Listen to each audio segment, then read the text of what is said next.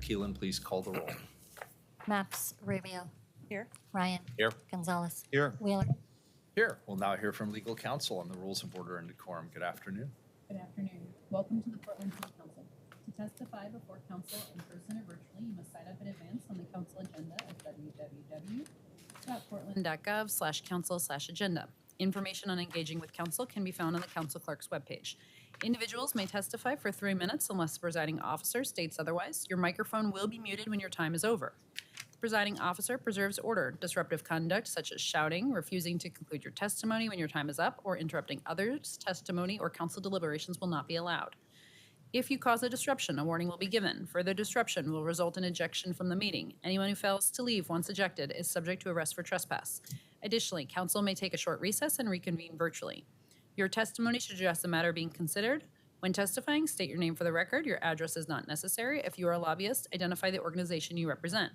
Virtual testifiers should unmute themselves when the council clerk calls your name. Thank you. All right, thank you. And before we get to the actual items, I just want to give everybody a heads up. We're going to do 2 minutes today for public testimony. We have dozens upon dozens of people signed up for all of our items this afternoon. I want to make sure that we get through and hear from everybody. So please tailor your messages to 2 minutes, please. We'd appreciate that. Keelan, please read our first 2 items together, 987 and 988. 987 is the first reading of the non-emergency ordinance. 988 is a resolution. Item 987, adopt the Montgomery Park area plan, including amendments to the comprehensive plan map, zoning code, citywide design guidelines, and related amendments to the Giltz Lake Industrial Sanctuary and Northwest District plans. Item 988, adopt the locally preferred alternative for the Montgomery Park Transit Project. What we have before the City Council today are 2 related items. First is the Montgomery Park area plan, a new long-range land use and transportation plan for the area near Montgomery Park. The second item is the related Montgomery Park Transit Project locally preferred alternative, sometimes called an LPA, which endorses the recommended alignment of the streetcar extension to serve the plan area. These 2 related items are being brought to us by the Bureau of Planning and Sustainability as well as the Bureau of Transportation. Before I turn this over to the DCAs and related staff, I want to just note that we have several amendments that will be presented today. It's my understanding Commissioner Rubio has an amendment. I have several technical as well as other amendments, and there are also new amendments to the zoning map and regulations that relate to some of the changes in a related public benefits agreement. I'll now pass this on to Deputy City Administrators Oliveira and Donapal and their staff to present this project. Good afternoon. Thanks for being here. Thank you, Mayor. Commissioners, Don Oliveira for the record. I'm the Deputy City Administrator for the Community and Economic Development Service Area. We are pleased to bring this plan and the proposed streetcar extension to Council today. This moment is the culmination of years of work on the part of city staff and community. The vision to extend streetcar to Montgomery Park goes back to the earliest streetcar plans more than 30 years ago. Those ideas evolved through the Central City Plan, the Northwest Neighborhood Plan, the 2009 Streetcar Concept Plan, and ultimately the 2035 Comprehensive Plan. This extension will transform Northwest Portland to allow for creation of an innovative and equitable mixed-use and mixed-income employment area that will support jobs of the future, as well as housing and services in a transit-oriented, climate-friendly district. Most importantly, this project includes an agreement with a private sector partner to secure public benefits such as affordable housing beyond inclusionary housing requirements, targets for middle-wage jobs, a new public park, and an investment in sustainable transit that otherwise would not be achieved in this area. I want to note that staff have worked tirelessly with community and our partners to ensure that this encompasses and incorporates a lot of feedback we've heard over the course of the 2 years plan, a project that was seeded by a grant from Metro that evaluated not just a streetcar, but the opportunities to really initiate housing, much needed housing in our city. Commissioners oftentimes are up here speaking about where are the investments, and this is a great example of a private partner who's willing to lean in with us to activate housing, much needed housing, both for market rate and affordable housing. So these are the types of projects the City of Portland wants to continue to support through land use and zoning, but also think about creatively how can we maximize our job outlook as well. So thanks for hearing this item today. And with that, I'll turn over to DCA Donapal. Thank you. Thank you, DCA Oliveira. Good afternoon, Council. For the record, I'm Priya Donapal, DCA for Public Works Service Area. The proposed streetcar extension described in the Montgomery Park Plan and the proposed streetcar extension locally preferred alternative has been a priority for the city and regional partners for years. The project was adopted in the city's transportation system plan in 2018 and is in the Metro's regional transportation plan and is also a part of the region's planned high-capacity transit system. PBOT has been working closely with Metro, TriMet, and the Federal Transit Administration on the coordination necessary to deliver the project, and PBOT has money set aside in its capital investment plan to pursue project development for the proposed extension. With many cities and regional projects competing for limited federal funding, there is currently an opportune window for the city to pursue funding for this project through federal Small Starts Capital Improvement Grant Program, and staff will accelerate these efforts upon adoption of the plan. This funding source will allow the city to leverage substantial federal funds towards the project without diverting local transportation funds from other important transportation improvements in East Portland and elsewhere in the city. Adoption of the streetcar LPA is an important step in this process, and PBOT's Capital Improvement Program has already dedicated funding towards further project development. Now we will turn it over to Patricia DeFindefer of BPS and Mauricio Leclerc of PBOT to talk about the plan and the LPA.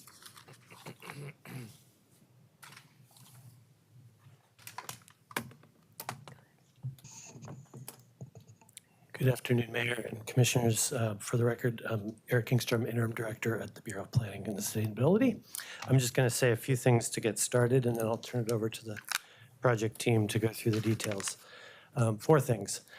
One, I want to just emphasize something Donnie alluded to, which is this council has an opportunity here to adopt a plan that will facilitate significant private sector investment in housing, jobs, and other public benefits that will be leveraged by a modest public investment.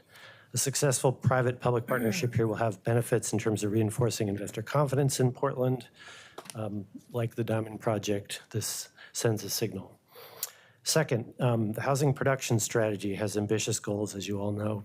We recently talked quite a lot about it. A big share of those goals can be achieved through a number of ambitious strategic projects in and around the central city, including this plan.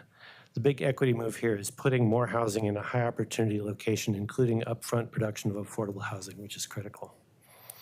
Third, this is absolutely an opportunity to elevate York's role in our history, and you'll hear more about that today, but I want to echo that as well and say firmly that BPS wholeheartedly supports continued work to achieve that outcome.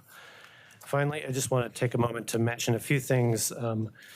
Yesterday, I communicated information about the transfer of ownership of the Montgomery Park site and how that's affected the project development in the last few months.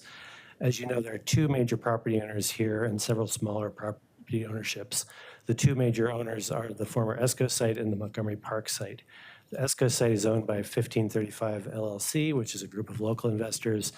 Up until recently, the Montgomery Park site had been owned by Unico Properties, who had purchased it from Bill Nato back in 2019. Unico had been involved with this planning process for the duration, but their property went into foreclosure in 2023, and Menashe Properties purchased the property a few months ago in August this year. They also purchased the American Can building just east of the Montgomery Park building. Since then, our project team has been working with the Menashes to catch them up on the plan and the agreement. Late last week, it became clear to us that Menashe Properties is currently unwilling to participate in the public benefits agreement related to this project.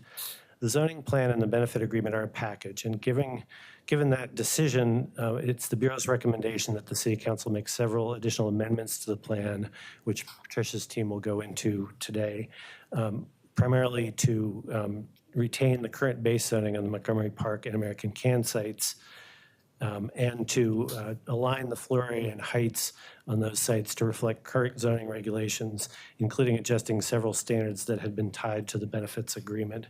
This includes outdoor area, non-residential floor area, and affordable housing provisions. This has the benefit of achieving many of the plan's goals for the sites, but while removing some of the benefits that were tied specifically to participation in the public benefit agreement.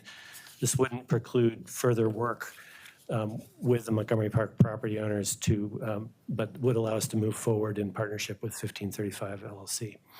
I want to mention that more than 2/3 of the housing capacity in the plan area is in the Subdistrict D, which is the ESCO site, which would continue to be covered by the benefit agreement. And the 3.5-acre American Can building would retain its current EG zoning with these amendments, further reducing the amount of land shifting from employment to mixed use. And with that, I'll pass it over to Patricia to start going through the plan details. Good afternoon, Mayor, Commissioners. Patricia Diefendorfer, for the record, Chief Planner, Bureau of Planning and Sustainability. I'm just going to take a moment to share my screen.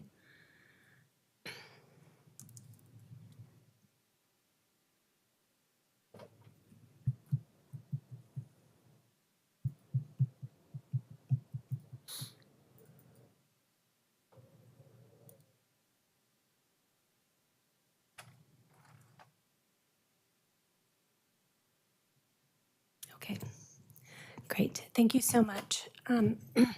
So again, my name is Patricia Diefendorfer. I'm here to present the plan. I'm joined here today by Mauricio Leclerc, who is a supervising planner at PBOT, and he's going to talk about some of the transportation elements of this plan. So we're here to present the Montgomery Park area plan. There are 3 items that are related to the plan that will be considered by City Council. The plan itself, a resolution for the locally preferred alternative for the proposed streetcar extension, and a public benefits agreement. The first 2 of these topics are topics of today's session. We will be back to Council on November 21st for the public benefits agreement. This slide just shows an agenda for this item for today. Mauricio and I will describe the contents of the plan, including background and the public engagement process, the approach to implementing the plan's objectives, some details on the streetcar extension and the transportation elements of the plan, and next steps. Following the staff presentation, you will also hear from the public and have an opportunity to have a discussion. And as part of the staff presentation, we'll also be presenting in some detail the amendments that have been discussed. Wanted to also very quickly mention that the written testimony can be found online, and here's the information about where that testimony and the public record can be found. Oh, I forgot to mention, apologies. This slide, want to make sure that the council is aware that the Planning Commission, both the Planning Commission and the Design Commission did review their respective components of this plan, and both made modifications to staff recommendations, but ultimately did approve the plan that is before you and recommend that City Council approve the plan and its related design elements. So the vision for the Montgomery Park Area Plan is for a dynamic, low-carbon, mixed-use and mixed-income neighborhood that has equitable access to housing and jobs. The city's objectives for the area are to create a more intense mixed-use area that incorporates housing and maintains a job focus at densities that can be supported by the streetcar extension that is proposed to serve the area. The city is working to achieve middle-wage jobs, affordable housing, affordable commercial space, climate resilience, and public open space through future development in the area. It is achieving these objectives through a value capture strategy that employs both the land use regulations and a public benefits agreement with the owner of one of the large properties in the area, and we'll talk more about that in a bit. This slide shows a bird's eye view of the future potential development in the area. The yellow line is the route of the streetcar extension, and the new buildings in gray are illustrative of the scale and the type of development that we would expect to result from the proposed zoning. This slide is an overview of the concept of the plan. As you can see from this graphic, the proposed plan focuses the change west of Highway 30 around a streetcar extension along Northwest 23rd Avenue that would connect the streetcar to the Montgomery Park building. The area east of Highway 30 shown on this map was originally part of the study area, but is not part of the proposed area of change, as it is being preserved for industrial uses. The area shown in orange on this map represents the area that will be changed, the plan and zoning to allow for mixed uses in the future. And the lighter blue area retains employment zoning to serve as an employment buffer between the new mixed-use area to the south and the heavy industrial area to the north. You can see that this plan would achieve many of the housing and employment goals we have heard about during outreach for this project. And it also, again, preserves the stable, active industrial areas east of Highway 30. This slide covers at a high level the expected outcomes and opportunities of this plan. As you can see from the anticipated numbers of housing and jobs, the Montgomery Park Area Plan provides significant boost to housing capacity in the area, including a substantial number of income-restricted units. The anticipated 200 to 300 affordable units in the area represents a 77% increase in the restricted affordable units compared to the number of restricted affordable units that exist in the area currently. The area will retain a jobs focus with provisions in the zoning for mandatory non-residential square footage requirements and middle wage job targets for the largest property owner.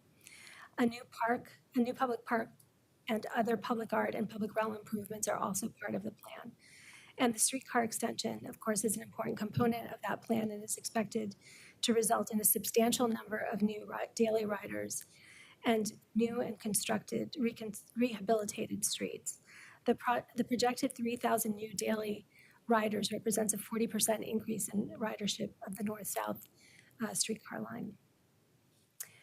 During the course of the planning process, multiple land use scenarios were considered, including changes to a much broader area east of Highway 30, as I mentioned previously, that would have impacted significantly greater industrial acreage. Based on the input received during the public process, the city refined the boundaries of the area, focusing on the areas of greatest opportunity and where changes in existing land uses were already occurring. The area within the proposed plan area boundaries has been identified as an area that's been in transition in plans for the area dating back to 2003.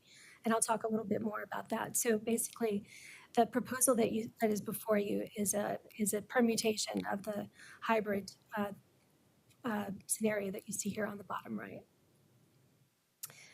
So as I mentioned previously, the plan proposes to use both regulatory and non-regulatory tools to achieve the land use objectives. Through a combination of traditional land use tools such as the comprehensive plan and zoning and a proposed public benefit agreement, the city can advance many public benefits in the form of housing, affordable housing, employment, public realm improvements, and a publicly accessible park. These tools are designed to work together to derive these public benefits from future development in the area and will further the city's equity, sustainability, and livability goals.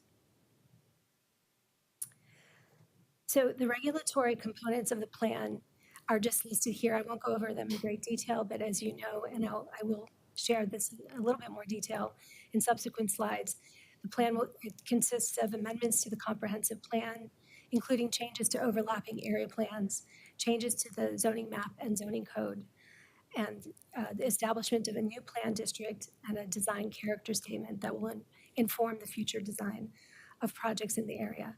And it also has recommendations for future transportation system plan amendments. So the next several slides will describe the land use regulatory changes that will result from this plan. This map shows the comprehensive plan, both the existing plan designations and the proposed amendments. The comprehensive plan will be amended from mixed employment in the light purple and industrial sanctuary in the light gray to central employment in the dark purple and mixed employment designations. The central employment area in the dark purple is where the mixed uses will be allowed in the future. And the lighter purple area that you see in the bottom map represents the employment buffer that we talked about in the earlier concept slide. This map shows the zoning, and the zoning will be updated to align with the comprehensive plan changes. Similarly, the areas in dark purple are where the mixed use will be allowed in the future. And the EG zoning in the light purple along Northwest Nikolai Street forms that employment buffer that I mentioned. Commissioner Gonzalez has a question on this. I just had a baseline question here. On your job creation assumptions in the prior slides, how does that interplay with here? So we're taking away some of the industrial sanctuary under the proposal. What are the job implications of that?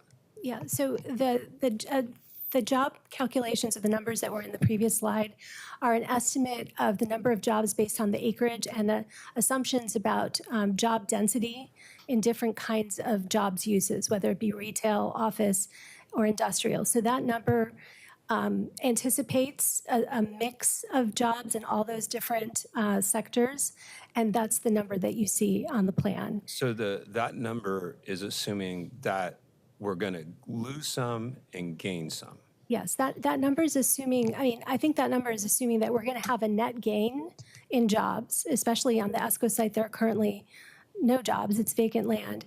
Additionally, it assumes, and combined with the public benefit agreement, which I'm going to talk more about, there's actually going to be a requirement to create 400 net new jobs as part of this plan. So not only will the total number of jobs grow, but there will be a requirement to have 400 net new middle wage jobs. And that's something that in standard zoning, you would not be able to get any such kind of guarantee of job creation. Because of public, and so one last, but when we're making the assumptions on job impact, we're comparing it to a baseline where the ESCO site is currently not generating any jobs, correct? I just want to make sure I'm following your logic. Yeah, and the ESCO site is only one part of the overall plan area. It's an 80-acre area. ESCO site represents about 25 of those acres.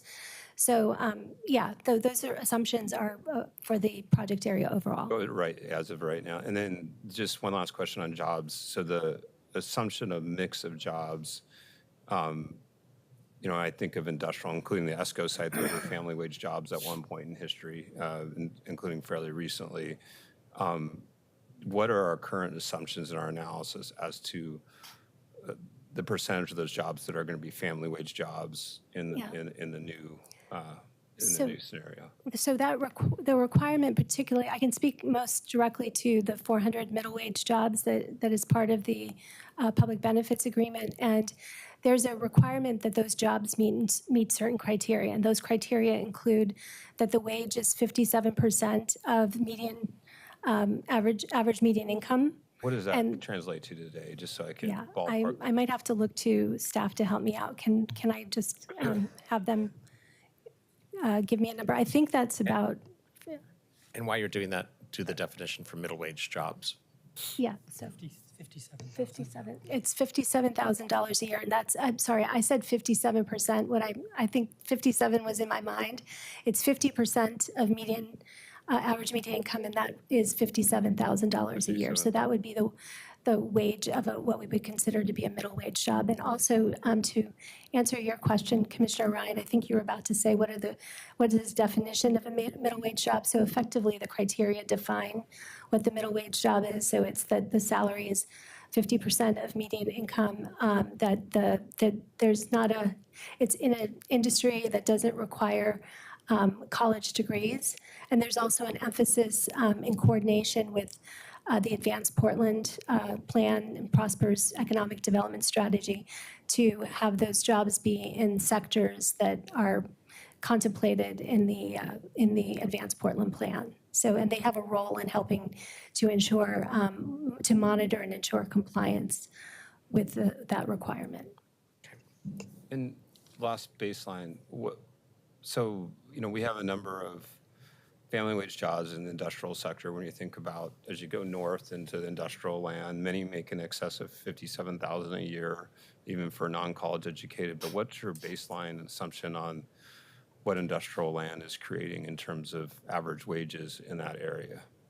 Yeah, again, I think I'll just ask staff if they can help provide some If they need to information on circle that. back to that, Yeah, I'm just we can curious. circle Again, back we're to just that. trying to think of the net impact in terms of jobs and what are the quality of jobs versus the existing capacity versus what we would do with this land use change. We can circle back to that. I'm sure we have that Thank you. number. I'm good for now. Okay, so again, this is the zoning map, and the zoning would be changed to be consistent with the comprehensive plan map changes.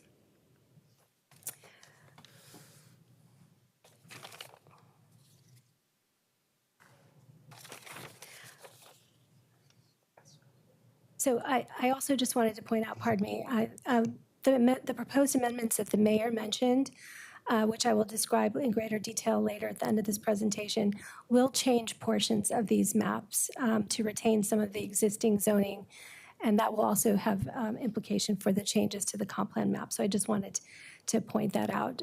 If those amendments are approved, these two maps will be updated to reflect those changes, and the updated documents will be prepared and replace the current plan documents at the next council meeting on this item.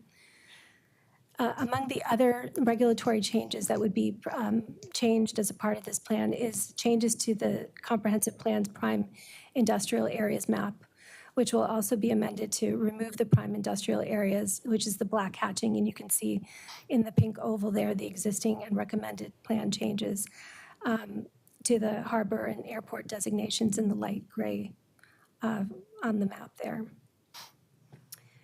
The comprehensive plan will also be amended to expand the Northwest Town Center to include the area. The changes will also include changes to the Giles Lake Industrial Plan, and the related plan district in the zoning code will be amended to remove this area from the plan and its associated zoning provisions. Similarly, the Northwest District Plan and the related plan district in the zoning code will be amended to remove this area from the plan and its associated zoning provisions. Finally, there will be a new plan district called the Vaughan Nicolai Plan District in the recommended draft, which I believe there's also a proposed amendment to change the name of the plan district to which will be introduced later. And this plan district has provisions that would advance or support the goals of the plan. The items that you see listed here are the kinds of regulations that the plan district regulates. And I'll discuss these a little bit more and how they relate to the provisions of the public benefit agreement shortly. Just wanted to also note that there is a design character statement that, as I mentioned, that guides future design of projects and will inform the design reviews. And this character statement had substantial input by the public and the Design Commission. And as I mentioned, the Design Commission has voted to recommend that City Council approve the character statement. This slide just briefly touches on the elements of the public benefit agreement. The public benefit agreement will be at council on November 21st, and we will talk in much greater detail about the public benefits agreement at that time. But generally, just wanted to share here the broad strokes which is that this agreement requires that the property owner of the former ESCO site provide middle wage jobs, as we discussed, on site, provide affordable housing either upfront or a larger number of affordable housing units if provided on a project-by-project basis, so at a higher percentage. And when we talk about affordable here, we're talking about 60% of AMI. Also, the requirements would involve a provision of a public park, support for commemoration of York, for whom York Avenue here, a street in the area is named, and then funding, of course, for the streetcar, and including substantial right-of-way dedications for the new roadways on which the streetcar will be running. Over the course, this planning process has happened over the course of 5 years, and over the course of that 5-year planning process, city staff have engaged with many neighborhood groups and community-based organizations and other stakeholders. It's also noteworthy that the city did use some of the grant funding that we received for this project to fund community groups to provide input to this planning process, and you can see those organizations at the very top of the slide here were the organizations that we actually provided funding to participate, to conduct outreach to their own stakeholders and to participate in this planning process, including the York Street Work Group. Throughout the process, staff also held, as we traditionally do, many different workshops, open houses, focus groups, as well as had a project working group that met many times to help shape and give input to the project. So now I'm going to just transition into a little bit more of the substance of the plan. Over the next several slides, I'll talk about how the plan goals are being achieved and the relationship essentially between the plan and the public benefits agreement. So these slides are not intended to be read in great detail, but really rather to illustrate the way in which the zoning code and the public benefits agreement work together. So for jobs and employment uses, the zoning code would deploy a mix of requirements and incentives to ensure that the agreement's pledge of 400 middle wage jobs is achieved. Affordable commercial space would be both required and incentivized by the code and the public benefits agreement. I think it's, again, I mentioned it a little bit earlier, but I wanted to note again that the proposed area of change has been identified as a transitional area in plans dating back to 2003, recognizing the proximity of this area to the very well-established Northwest neighborhood to the south. 2003 zoning code amendments to the Giles Lake Industrial Sanctuary Plan District identified the area as a transitional area, and in doing so, actually allowed more substantial office and larger retail uses in this particular area than would normally be allowed by the underlying zoning. Those changes were further solidified through the additional zoning changes that were adopted as part of the Comprehensive Plan 2035 in 2018. And this proposed plan really just reinforces those past policy decisions and takes advantage of the opportunity here to accommodate the jobs and housing that we've been talking about in an area where there's really low risk of displacement. And in public testimony, you are likely to hear concerns about the impact of the proposed comprehensive plan and zoning code changes and what impact it will have on the industrial land supply and the economic opportunities analysis. So I just wanted to spend a quick minute on that. As previously discussed, the provisions in the code and the public benefits agreement really work hard to ensure that this remains a job-focused area. The Montgomery Park plan, while it would convert 30 to 34 acres, depending on the changes that result from the amendments, while it would convert those acres from industrial employment land to mixed use, that represents only 0.2% of the city's total industrial land base, which is more than 13,000 acres. The purpose of this slide really is to emphasize that the current adopted economic opportunities analysis has a surplus of industrial land to accommodate those acres that would be converted by the plan. And again, of course, the combination of the the middle wage jobs requirement, along with many of the code requirements that include a mandatory affordable commercial space and create incentives for industrial service wholesale sales, industrial office uses, are all intended to work together to help offset the loss of this industrial acreage and to encourage growth, job growth in the sectors that can create middle wage jobs. So very quickly, just want to talk about the inclusion, the affordable housing components of this project. So inclusionary housing, as you know, works with the market to provide income-restricted housing where it would not otherwise occur. The Montgomery Park proposal would leverage the program to require the 200 units of affordable units in anticipation of 2,000 market rate units to be built in the area. And if those units should be constructed prior to the market rate units, or alternatively, the projects would be required to provide affordable units at a rate of 15% of the total units, and again, at 60% AMI. So the zoning code would complement the public benefits agreement by allowing higher floor areas in exchange for either building the units up front or doing a greater number of affordable units.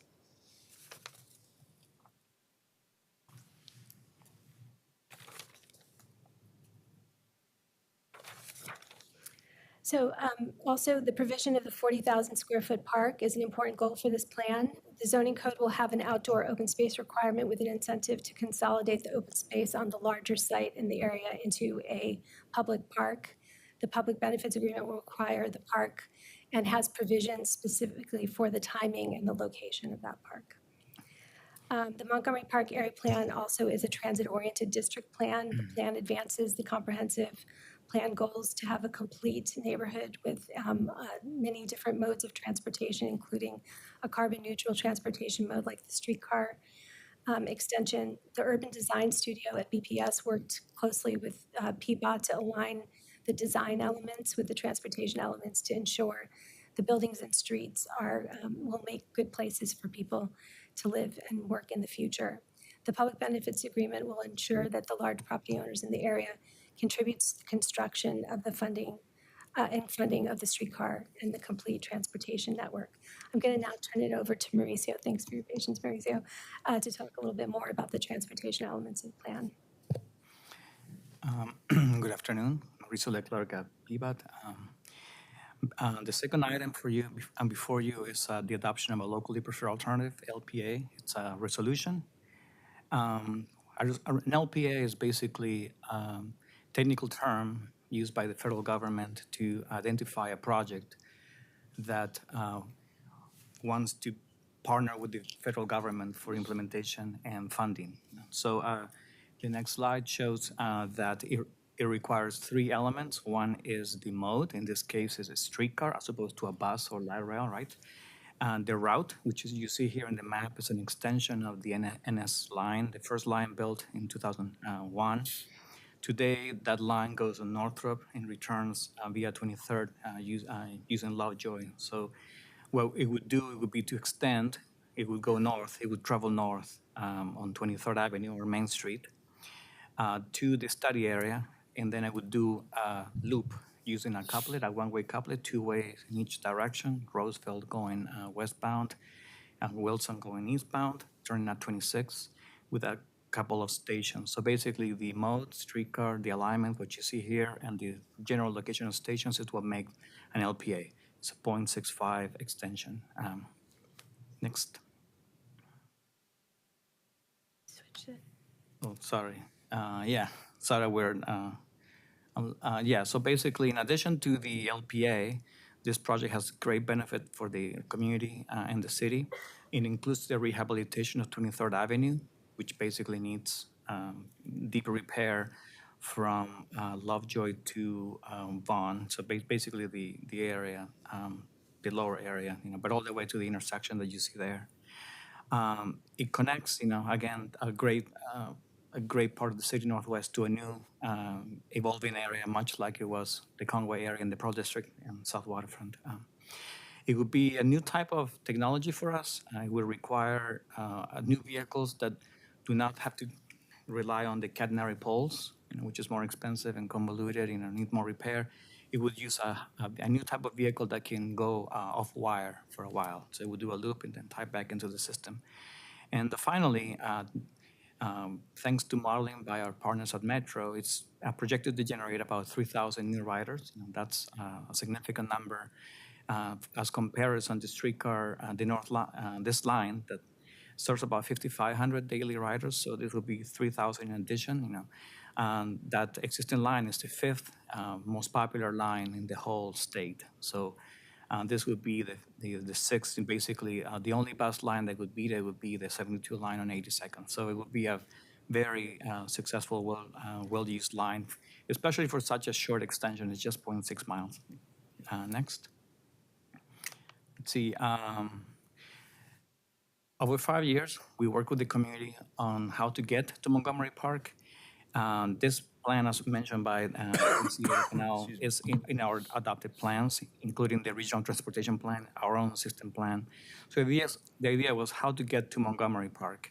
And we work with the community. You see here some examples of alternatives that we studied. Some of them, the top, for example, resulted in new lines, right, with a new driver and such, and others were more an extension. We much prefer the extension on 23rd because, again, it's cheaper to operate. This would require minimal additional operating cost.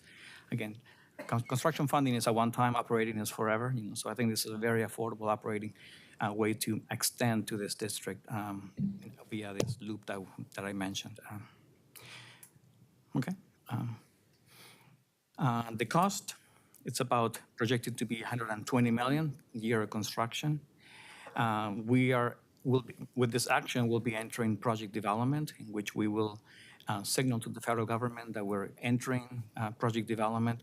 And PIPA has $12 million to proceed and do additional design and project development. We'll understand better the cost, but we know it's about $120 million.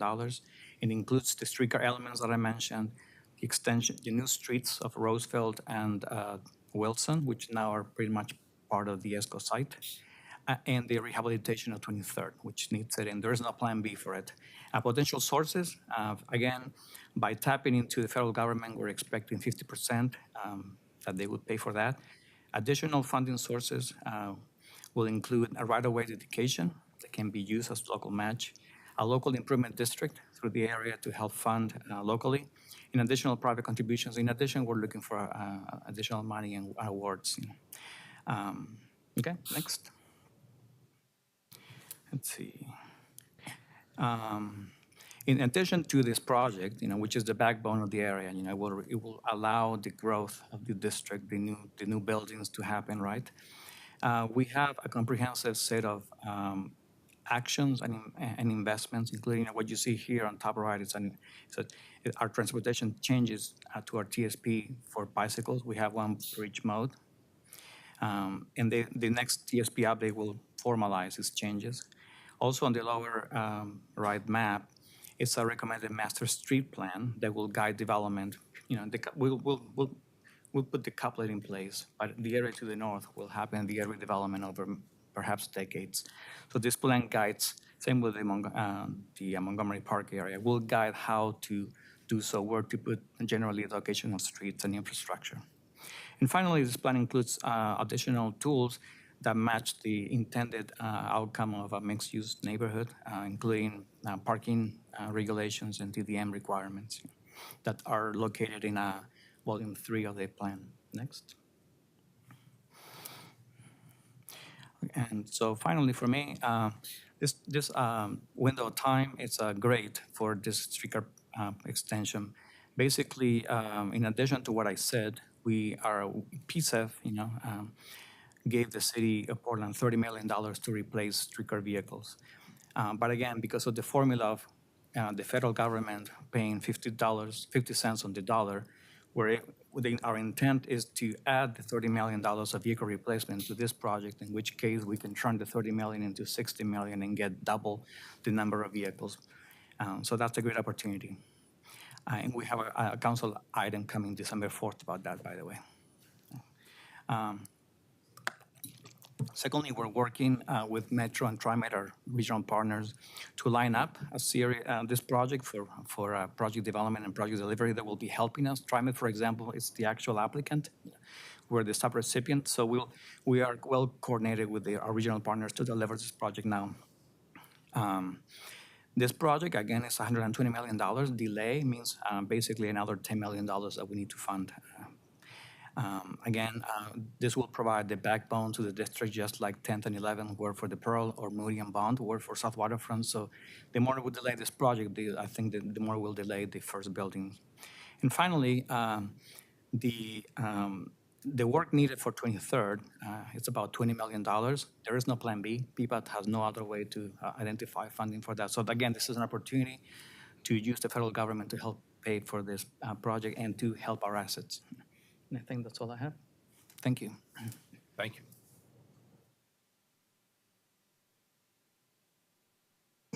Okay, so we're almost to the end here, but just before we get to the specifics of the amendments, but this again, the slide is a reminder of the recommendations from both the Planning Commission and the Design Commission. Yeah, I just want to ask a quick question of Peapod. When you say this will add to our assets, we also have heard so much about the deferred maintenance at Peapod. So how does this not add to that? Basically, what we have now is a failed asset called 23rd Avenue. This project will dig deeper than normal and will replace a lot of the decking, move infrastructure, and leave it pretty much ready to go for another 20+ years. So this construction would take care of the deferred maintenance on Northwest 23rd? In addition, the new streets, will be built to PBAT's best standards, and it will last for a long time. They will not be super heavy streets, in terms of carrying freight or traffic, so they will last a long time. And thirdly, again, we have vehicles that we purchased in 2001, streetcar vehicles that need replacement. Actually, they're past their actually, I forget the term, that the time in which they are supposed to, the lifespan of the vehicles. So this project would allow us to double the number of vehicles, and get up to 10 to 12. So again, if you add those, it's great for the area, great for our growth and our goals, but also great from a asset management perspective. So the blurring of deferred maintenance and new construction obviously comes together here, which is something we've been talking about with the legislature, with our SDCs, that we could use them on deferred maintenance, which is really construction, instead of always thinking we have to do new construction. Just wanted to hold that thought as we lobby down in Salem on that. Thank you. Thank you. So I just want to kind of run through the next steps for the several items that are related to this project. So as you know, we're here today holding the public hearing on the plan itself and the streetcar extension. Council does have an opportunity to vote on the streetcar extension, locally preferred alternative today, if it wishes to do so. Next week, November 21st, we will have the hearing on the Montgomery Park Public Benefits Agreement. The Montgomery Park area plan will be continued to December 4th. And then the Montgomery Park area plan and the public benefits agreement are scheduled currently for December 11th for votes at that time. And with that, that concludes the staff presentation. But Mayor, if that's okay with you, I'll go ahead and go through the amendments? The amendments? Yeah, let's go ahead and do that. Okay.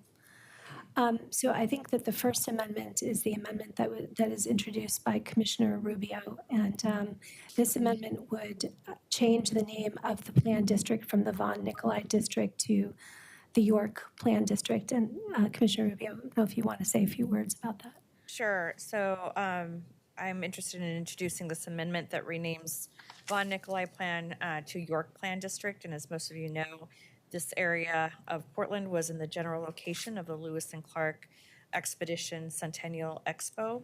And we also know that in a more accurate accounting of Northwest history, York, which was who was Clark's servant and who was also a slave, made significant contributions to the success of this expedition and was the first known Black person in Oregon. Further, in 2002, City Council named New Northwest York Street in this honor of York. due to the efforts of Ron Craig. So this proposed plan district name change further acknowledges these contributions in Black history in Oregon, and staff and testifiers are more likely to speak to this in a bit here. And the amendment language is as presented here on the slide. Okay. Is that that's moving? Oh, sorry. If there are any other questions, I'll move to amend item 986 to change the name of the plan from Von Nicolai Plan District to York Plan District, wherever the name appears in the recommended draft. I'll second that. And just to clarify that for the record, it's item number 986, not 987, Oh, not sorry. 986, sorry, yes. Okay, But yeah, the 987. zoning package. Thank you. All right, very good. Commissioner Rubio moves, Commissioner Ryan seconds. We'll hold that open. The next batch of amendments are amendments being introduced by the mayor. These amendments comprise technical amendments that staff identified, things like replacing the name, the Lewis and Clark Expedition with the Corps of Discovery, some other minor technical changes that you see on the screen here. And also in response to public comment, amendments 2 through 8, as you see on the screen here, which were also published in a memo on November 6th. And I can quickly summarize, but essentially they're clarifications of different provisions of the code, including the urban green features, the non-conforming non-residential use rights, allowing required non-residential use to be transferred from various sub-districts to another, providing more specificity in references to the provisions of the public benefit agreement to improve implementation, the cross-referencing of code sections in the agreement, and allowing floor area to be transferred again from different different sub-districts, and then increasing the step-down height on Northwest Vaughn from 45 to 55 feet. Those are the amendments that were published in a previous memo on November 6th. And then the final set of amendments that were proposed, that were mentioned by the mayor this afternoon, are amendments related to making changes to the plan as a result of the changes that are occurring with the public benefit agreement. And these changes include zoning map changes that would change the underlying zoning map to keep the current base zones of the Montgomery Park and the American Can sites, and to retain while it would retain the EX zoning in the Montgomery Park site, it would also retain the EG1 employment zone on a portion of the American Can site. And in order to implement these map and zoning map changes throughout the plan, there are a number of different provisions of the plan that would also need to be changed, and they are listed here. And so these amendments really just reconcile the zoning code provisions in the plan district with the zoning map changes that are proposed. And I think I'll just stop there unless. All right, so let me make sure I get this right legally, because there's a lot of words here. So to be clear, this is amendments 1 and 2 and 4 through 8. And the recommendation is that they be moved as a package. Is that correct? Yes. So moved. Can I get a second? Second. Commissioner Rubio seconds. We're not going to vote on it. Now, I'd like clarification. The other information that you just mentioned here with regard to the change in PBA participants, is that a separate amendment? Yeah, yes. Okay, and what? I mean, it doesn't have to be. I mean, I think, I don't know if I'm looking to the Explain to city me, attorney because for. my notes aren't clear and your presentation wasn't terribly clear. I'm trying to decide whether I need an additional amendment to incorporate this into the overall plan. So the council can, it's up to council, whether council wants to I'd vote like to on err on the things side of individually. caution, so I would like to move that. Can I move this as, and I'm asking legal counsel, can I move this as a package? You can move the entire thing as a package and vote on the entire thing as a package. Okay, can I include it as part of the last amendment that I just made and which was seconded? It's a friendly amendment, and if there are no objections to your revising your initial Very good, because motion. this seems to go with all of that, but this is further, more detail than what is actually in the original amendments, to my read. So I would like this included unless there are any objections. Yeah, so if there are no objections, council can move and second all of the amendments that BPS has presented as one item. They would all then be voted on as one item together. Good. I just want to make sure it includes the amended text that is on the slide in front of us as well. Don't want to leave Yeah. that out. You can on the Zoom. Yes? Yeah, Great, good. I'm happy. We'll leave that open. It's been moved and seconded. and I just want to make sure that it's clear for the record that those are not the actual code amendments that BPS, I think that's what Patricia's getting Yes. to That next. is That correct. BPS is going to post those. This is sort of, for the purposes of taking testimony, what the code amendments will reflect. Staff is working on refining, so the actual code pages will be amended and posted by a date and time certain. And they will come back for the second reading. Yes, Good, that will exactly. make me happy. Great. Yeah, and that Good. date, let me give you that date and time, I apologize. Sorry, 1 second.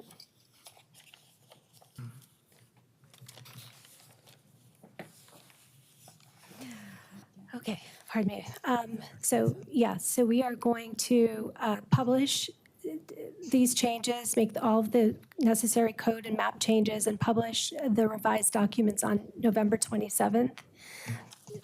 And then the written, if the council closes the oral record today, we would ask that the written record be maintained open until December 3rd at 5 PM.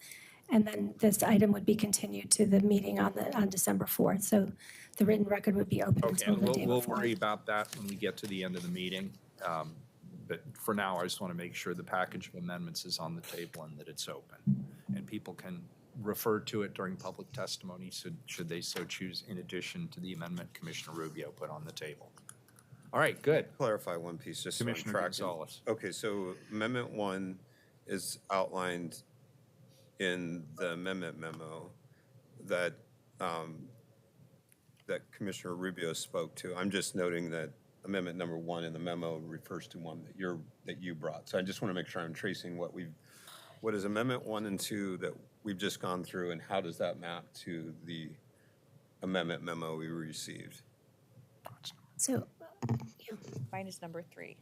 So It you just went hit out of number order. 3, Yeah. number 1. Oh, okay, got it. So when you were referring to number 1 earlier, you were in fact Yeah, referring to amendment so number 3. my package of complex technical amendments are 1 and 2 and 4 through 8. She has 3. We just did hers first because it's less complicated. And just when we were speaking about it, we referred to it as Amendment 2 and Amendment 1. So I just want to be crystal clear that I'm tracking.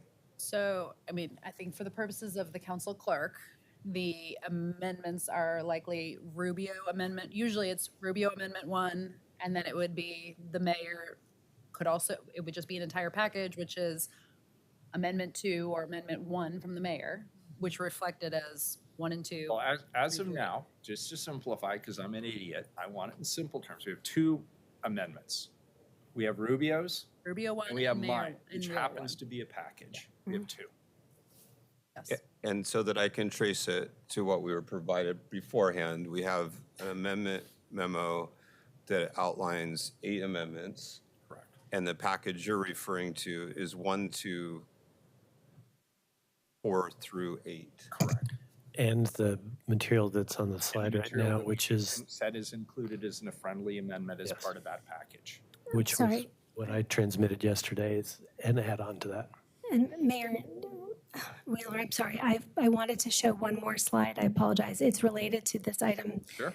Just to further show how the zoning provisions would change. So this is just executing what is on this slide to show how that would actually be reflected in terms of changes to specific provisions related to floor area, basin bonus, and height. So just want to make sure to provide that level of detail so that people can testify on that on the record.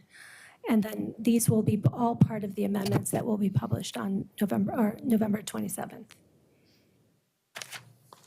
So the areas shown in red are what would change from what is in the plan currently. Okay, thank you. Good. All right. Thank you. So, we are now ready for public testimony. Unless you guys are about to complicate things. You look like you're scheming. Okay, how many people do we have signed up, Keelan? Sorry? 28. Okay, 28, 2 minutes each, name for the record. Keelan will call your name.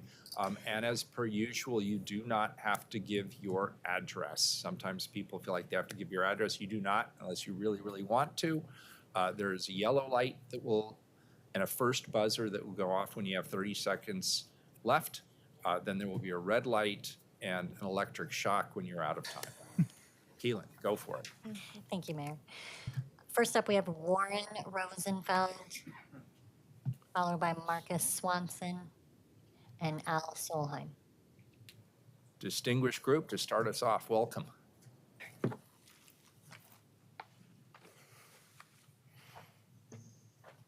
What's that famous line? My father would have liked hearing that, and my mother would have believed it. It's a good one. Welcome, Warren. You want to start us off? Mayor Wheeler, council members, I'm Warren Rosenfeld, 2495 Northwest Nikolai Street, home for the last 77 years of our 115-year-old third-generation metal recycling company. Calbag Metals is across the street from the former ESCO steel foundry, and I'm a partner in the ESCO property. Calbag Metals was originally located downtown at 2nd and Clay. The city moved us to the foot of the old city incinerator on Northwest Nikolai as Portland's prospects for growth downtown emerged post-World War II. The Portland of 1947 was not the Portland of 1909, and the Portland of today is not even the Portland of 1994. Like times past, a rising tide can lift all ships. That the prospects of middle-wage jobs requires a more flexible use of land. The Montgomery Park area plan should not be reduced to an either-or debate when driving our general employment needs. Even a scrap recycling company can benefit from neighboring housing, public transit, and more jobs. For Calbag, there's nothing in the zoning that would inhibit our ability to move our trucks, park our employee cars, or continue to receive the 100 daily visits by people and companies who choose to recycle at 24th and Northwest Nikolai. Our history? What we know is we do better when the city does better. Thank you. Thank you, Warren. Al, you want to go next? Okay, I'm Al Solheim, and I'm here to strongly support the proposed zone change as reflects an evolving city with a focus on affordable housing, middle-wage jobs. It continues the city's evolution from the Pearl District to Montgomery Park. I had experience with rezoning of what is now the Pearl District from industrial to EXD. This was done in 2 actions, one from Burnside to Lovejoy and the other from Lovejoy to the river. This was a concerted effort by the Bureau of Planning and multiple city agencies based on their recognition of the opportunities that were before them. They saw the opportunity for adaptive reuse in a large rail yard that was much in process of being decommissioned, much like the opportunities of the ESCO site. Prior to the zone change, the Pearl District had no housing. Now there are apartments, condominiums, many urban services, a creative economy, schools, cultural institutions, grocery stores, a streetcar, and 3 parks. ESCO set the table when they delivered a site that did not have environmental concerns that most people feared and had obtained the current mixed-use designation. The proposed MPAP designation creates middle-wage jobs, affordable housing, goals that are at the forefront of the city's needs. At a time when the city needs a few wins, this plan will strengthen our city. Thank you. Thank you, sir. Hi, my name is Marcus Swanson. Thank you for the opportunity to speak in support of the Montgomery Park area plan. I'm a photographer and the owner of Swanson Studio. We've been a commercial photo studio in Northwest Portland since 1992. One day, many years ago, back when our studio was at the edge of the Pearl District, Homer Williams, a developer, was visiting the studio or visiting the building, and as he passed through, he saw us in the middle of a photo shoot, and he commented on how interesting it was to see a little cottage industry tucked over in the corner of the building. I took offense at being described as a cottage industry, but it's true. He went on to develop the Portland South Waterfront and help with that, and we're still a cottage industry in Northwest Portland. But I wouldn't trade it. We're a studio with 10 full-time employees and an average salary of $110,000 per year. Our studio is located ground zero in the middle of the Montgomery Park area plan. We face Wilson Street, and we're directly across from the 13-acre ESCO site. If you were to drive by our building, you wouldn't have any idea what we do, but we are an industry too. In fact, we are an industry that embodies Portland's homegrown creativity and scrappiness. And you'll find our work all over the world. If you were at the Paris Olympics this past summer, you would have seen our Nike footwear imagery building size projected across the museums of Paris. But it's hard to be a small business on the edge of a 13-acre void. A creative industry relies on the type of energy that comes from ideas, from community, and connection. That's why we're so excited about this investment in the vibrancy that is uniquely Northwest Portland. Your time Thank you. and attention and all the work that you do to help the city prosper. Appreciate it. Thanks, all three of you. Troy Winslow, O.B. Hill, and Leslie Gregory. Welcome.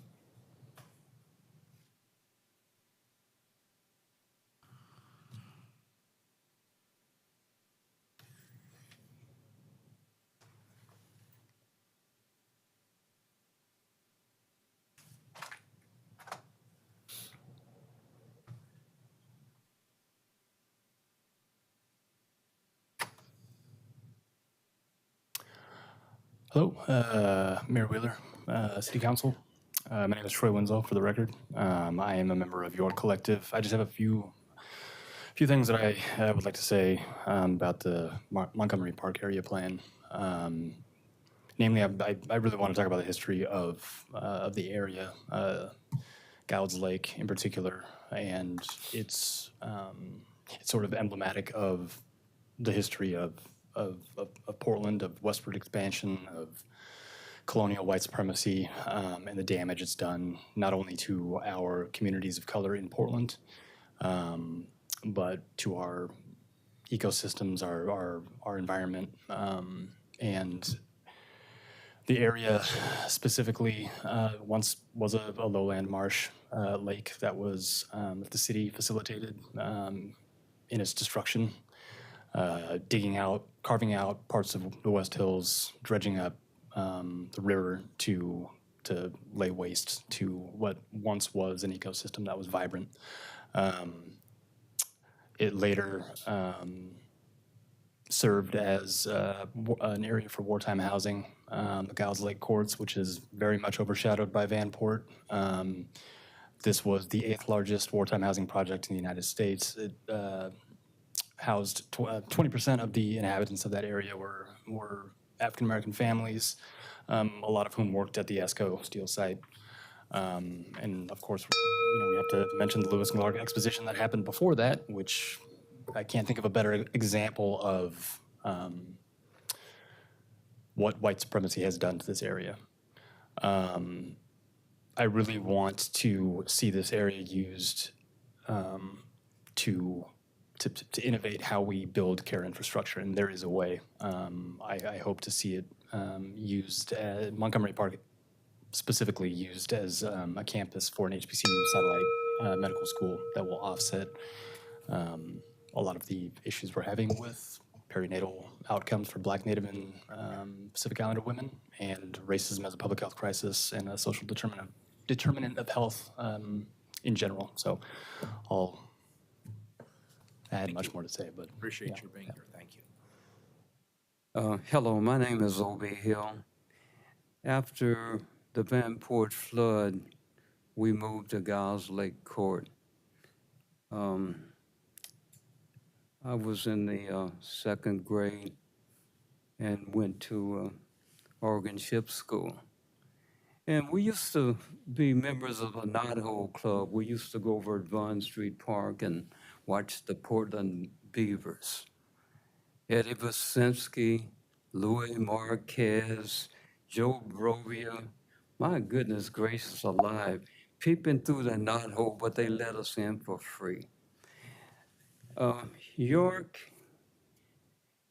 recognition is the main reason that I'm here. 16 people traveled across the nation, sent by Thomas Jefferson to see how they had bought through the Louisiana Purchase 50% more of the land that became the United States. And the second person of African descent to set foot in now what is the state of Oregon was York.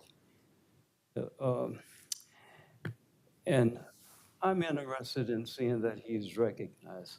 So anything that we can do to do that, that's what I'm here for. Thank you very much. Thank you. We appreciate you being here. And if it's okay, I would, Leslie Gregory actually sent me her testimony, if I can read that aloud. Is that okay? Yeah, go ahead. Okay, appreciate it. Leslie Gregory, she's a York Collective member and founder of Right to Health and a physician's assistant. I am writing this letter to support and offer my clinical and research expertise to the development and work of the proposed York District toward its creation of a community-based and targeted health equity institution in the Montgomery Park area. As one of the only Black primary care providers in Oregon, I have seen the impact of racism on my patients, irrespective of race.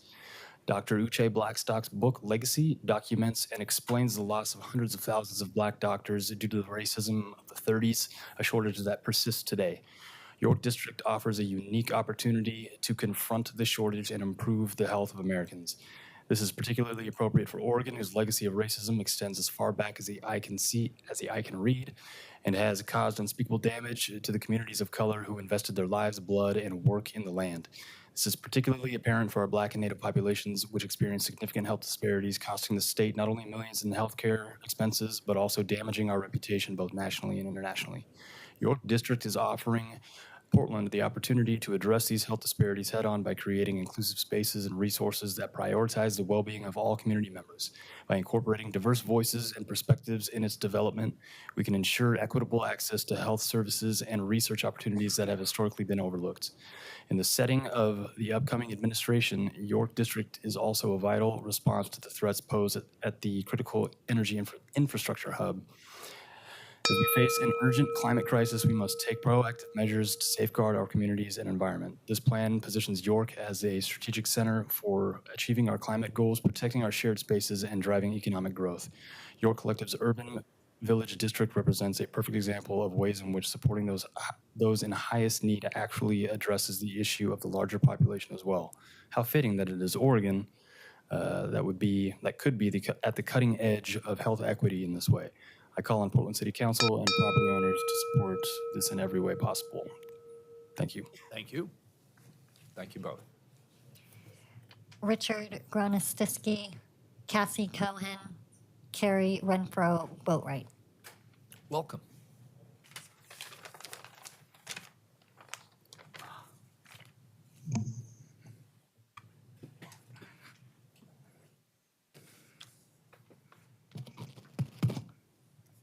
Why don't you go ahead and start? Okay, thank you. Mayor Wheeler, commissioners, thank you for taking public testimony on this issue. I'm speaking to you regarding the local improvement district that is proposed from properties from 23rd Avenue to 24th Avenue, which has been proposed to support part of the streetcar extension. Given that the proposed streetcar extension has approximately one stop on 23rd between between Northrop and Vaughan, that district is going to get very little benefit from that streetcar line. The benefit of the streetcar line is going to be for the new area in the Montgomery Park action plan. And I really think that if there is an LID that is considered, that it should be considered only for the area that is going to receive the direct benefit of the streetcar line, as opposed to the district that's simply having the streetcar line pushed through it. I rode the streetcar here from 23rd and Marshall, and that's a very heavily used station, and the current plan calls for the streetcar to turn from Northrop up to down 23rd, and it means that the people who normally use the 23rd and Marshall exit or station will have to walk at least 2.5 blocks further when the streetcar goes in than they do currently. And I don't think that we should be punishing current users of the streetcar for proposed streetcar users. I think that much of the work of the streetcar could be done less expensively and more efficiently by electric buses as opposed to an extension of the streetcar. But if there is an extension that goes on, I'd like there to be considering a stop for the streetcar at 23rd and Overton, which would be closer to the current 23rd and Marshall stop so that the current users of the streetcar aren't punished. Thank you very much. Thank you. Cassie? Okay. Hi. Thank you for letting me be here.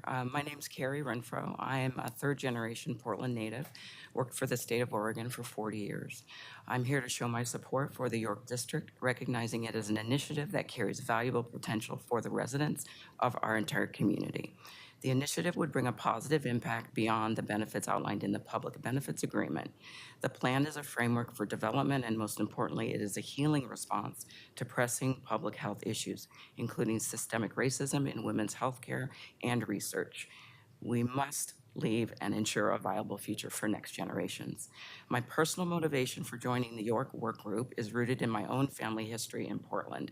My father's family lived in Vanport. Luckily, they moved to the Albina area before the flood. However, they were limited as to where they were allowed to relocate due to redlining. The York District Plan includes a plan to create affordable yet permanently owned affordable housing. As Black women, my mother and grandmother both suffered miscarriages, partially due to limited culturally sensitive medical resources in the Portland area. Part of the York District Plan would help mitigate those disparities by connecting community with healthcare resources and providers. My family fished in local waterways in Northwest Portland. However, today that isn't a healthy option due to a lack of environmental responsibility of the land and waterways by some industrial businesses that polluted the area without consequence. The current climate crisis demands we take proactive measures to keep our communities and environment safe.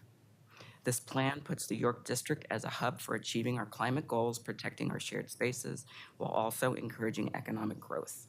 I ask City Council to support the York District Plan and to encourage property owners and the community to come together and make this plan a reality. Thank you for your time. Thank you. Hi, my name is Cassie Cohen. I'm the Executive Director of Portland Harbor Community Coalition. Greetings, Mayor and City Commissioners. I'm also the co-founder of York Collective, formerly York Street Work Group or York Work Group, just so there's no confusion.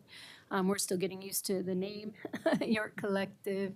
And thank you to everyone for the 6 years of dedicated work by staff, streetcar folks, property owners who put time and effort into this MPAP project. We understand why you feel ready to see results. We realize your eagerness to secure federal transportation dollars to subsidize a new streetcar line and to improve 23rd Avenue infrastructure. We understand also why new owners of Montgomery Park may have little sense of urgency, commitment to reach an agreement with the city if it comes down to whether it will help or hinder their profit margins.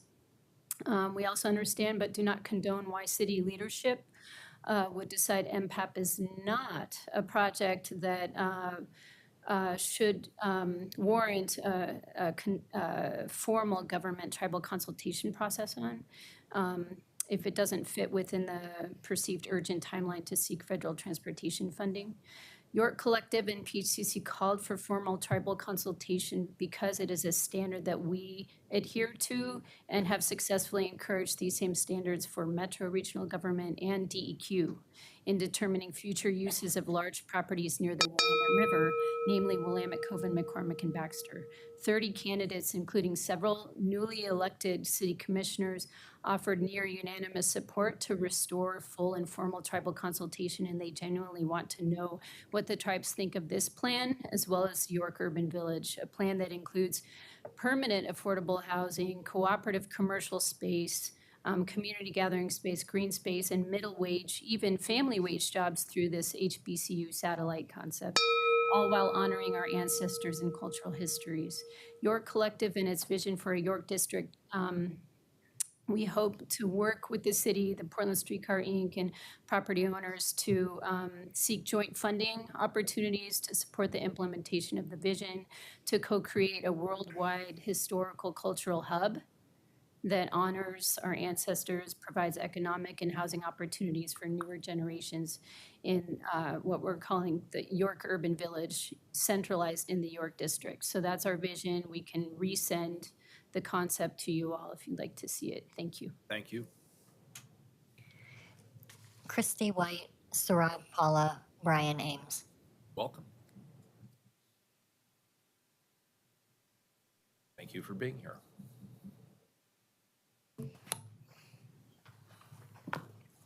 Christy, you have the largest stack of papers. Why don't you go first? I'm sorry. Good afternoon. I am Christy White, representing the owners of the former ESCO property. After many years of partnership, my client still stands ready to implement this plan with the city. Importantly, to Commissioner Ryan and Commissioner Gonzalez's questions about industrial jobs, ESCO does not have an industrial comprehensive plan designation today. It has a mixed employment designation. So under current code, we could apply for a zone change in compliance with the comprehensive plan, change the zone to non-industrial without a single required finding on industrial land supply or any commitment to jobs, and no requirement for public benefits. We were going to do that 4 years ago. While we could do this and the city would have to approve it, it's not advisable because such a change would not deliver the extensive public benefits that the MPAP will deliver. Under the MPAP, we will create new middle wage jobs and other jobs, build affordable housing, extend the streetcar, rebuild 23rd, upgrade aging streetcars, build a park, and honor York. The city has smartly used, as it has in the past, the power of the pen to leverage the same or better zoning result with greater public benefits. This process will not impact, as I expect you're going to hear later, the pending EOA. This plan does not create any parameters or any restrictions for the city's work under that updated EOA. The two planning issues are untethered. The MPAP does, as you've heard, create a middle wage job mandate to directly grow jobs on this site through private and not public investment in greater density and closer to services than would exist under the current zoning. There's also limited acreage within Subdistrict E that will be rezoned central employment where there's some existing small industrial users. And under that new zone, all existing industrial users will remain permitted uses and are encouraged to grow with a density bonus. These are new instruments the city is deploying to support and retain existing industrial users. So let's move on this MPAP now. It gives us local match for the streetcar, commences work for early build of affordable housing, turns the vacant ESCO property into a middle wage job center, and honors York in meaningful ways. Thank you, and I'm happy to take any questions. Thank you, Christy. Good afternoon, City Council, members of staff, and fellow Portlanders. My name is Saurabh Paula, and I'm a member of Portland Neighbors Welcome, a pro-housing, pro-tenant group, here to comment on the proposal to adopt the recommended draft of the Montgomery Park Area Plan. I want to start off by thanking BPS for their diligent and thorough work in creating a plan that reflects the kinds of neighborhoods that Portlanders want to see more of. Neighborhoods with plentiful housing in all forms, a strong focus on environmental sustainability, welcoming to residents of all backgrounds and income levels, easy access to thoughtful transportation alternatives, and proximity to good jobs and services. Creating these kinds of places is not easy, especially with the challenges of our day, but the plan before you gives young people like me great hope for the future of this city. It's with these thoughts in mind that I urge the council to adopt the draft going forward and ensure that BPS has the tools, resources, and backing of the present and future city leadership to see this vision become a reality. However, I do want to mention a crucial area of improvement where I feel the recommended draft could benefit. Chiefly, the plan sets out a base height limit of 65 feet with various bonuses raising that limit, including streetcar proximity and affordable units. This is frankly too little and a waste given the opportunity before us. Transit-oriented development, like the kind proposed in this plan, is most impactful when the largest number of people are within walking distance of transit stops. And encouraging this density comes with a host of ancillary benefits. Denser housing means more eyes on the street and improved safety. Denser housing brings customers and foot traffic to local businesses. Denser housing can foster a sense of community and shared ownership. And denser housing is more cost-effective for providing city services. Perhaps most importantly, allowing more generous height limits in this neighborhood helps alleviate the chronic shortage of homes that the city has struggled with for many years. Montgomery Park is a critical opportunity to make a sizable impact in the housing shortage, and this plan should take every advantage to address that. If we're truly going to spend $120 million on extending the streetcar, I believe we should be doing everything possible to encourage ridership where we can. Thank you for your time. Thank you.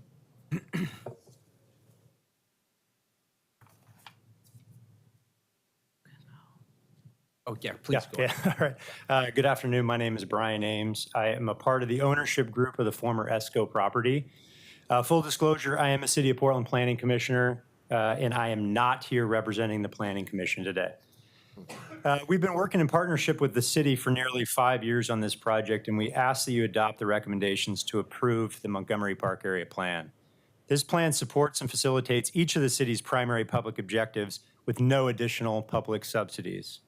It is not public land like the post office. Instead, it is privately held land being planned and leveraged by the city to produce significant public benefits. And we are a willing landowner fueled by local, homegrown investors who want to do something important for the city, converting vacant land to a vibrant, mixed-income community with middle-wage jobs, affordable housing, a park, and green transportation infrastructure. There are many in the community, including the city's planning experts and your planning commission, who are here today urging you to adopt this plan, to allow the city to move forward constructively and productively to achieve its key objectives with a willing landowner. We also know that there are those who would ask you not to adopt this plan because it does not support their preferences or how they think the city should proceed. But the choice is clear. Either move forward with a plan that does not require any additional public subsidies and deliver on the city's top objectives, or leave the former ESCO property vacant with no streetcar, no housing, no park, and the possibility that it will only serve a low job density employment use, or worse, no purpose at all.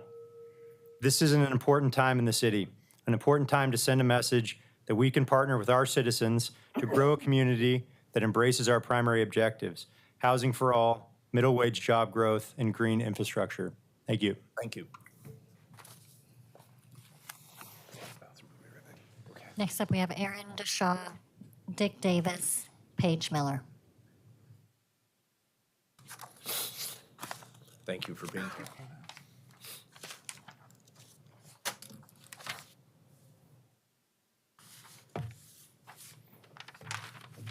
Hello. Good afternoon, Mayor Wheeler and Portland City Commissioners. My name is Aaron DeShaw. I'm an Oregon native. I've been running multiple companies in Portland since 2000. My companies own one building on York and 3 lots between 23rd and 24th on Roosevelt, which is the alignment for the streetcar. The businesses I operate are mainly in the 2350 Northwest York building. I support the MPAP proposal. It is important to use land for its greatest purpose, and this land, and particularly the development by 1535, the former ESCO site, provides an unprecedented opportunity for the city of Portland presently. There were some issues addressed with middle wage jobs. My building on York provides jobs at or above the $57,000 per year expectation. And prior to COVID, we also housed a subsidiary of Nike that provided jobs well in advance of the average family wage.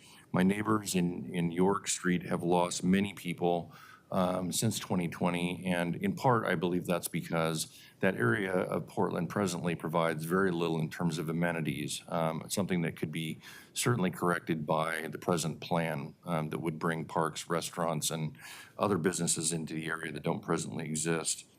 In 1535, at the former York site, we have primary developers for the city of Portland that have achieved success in the past.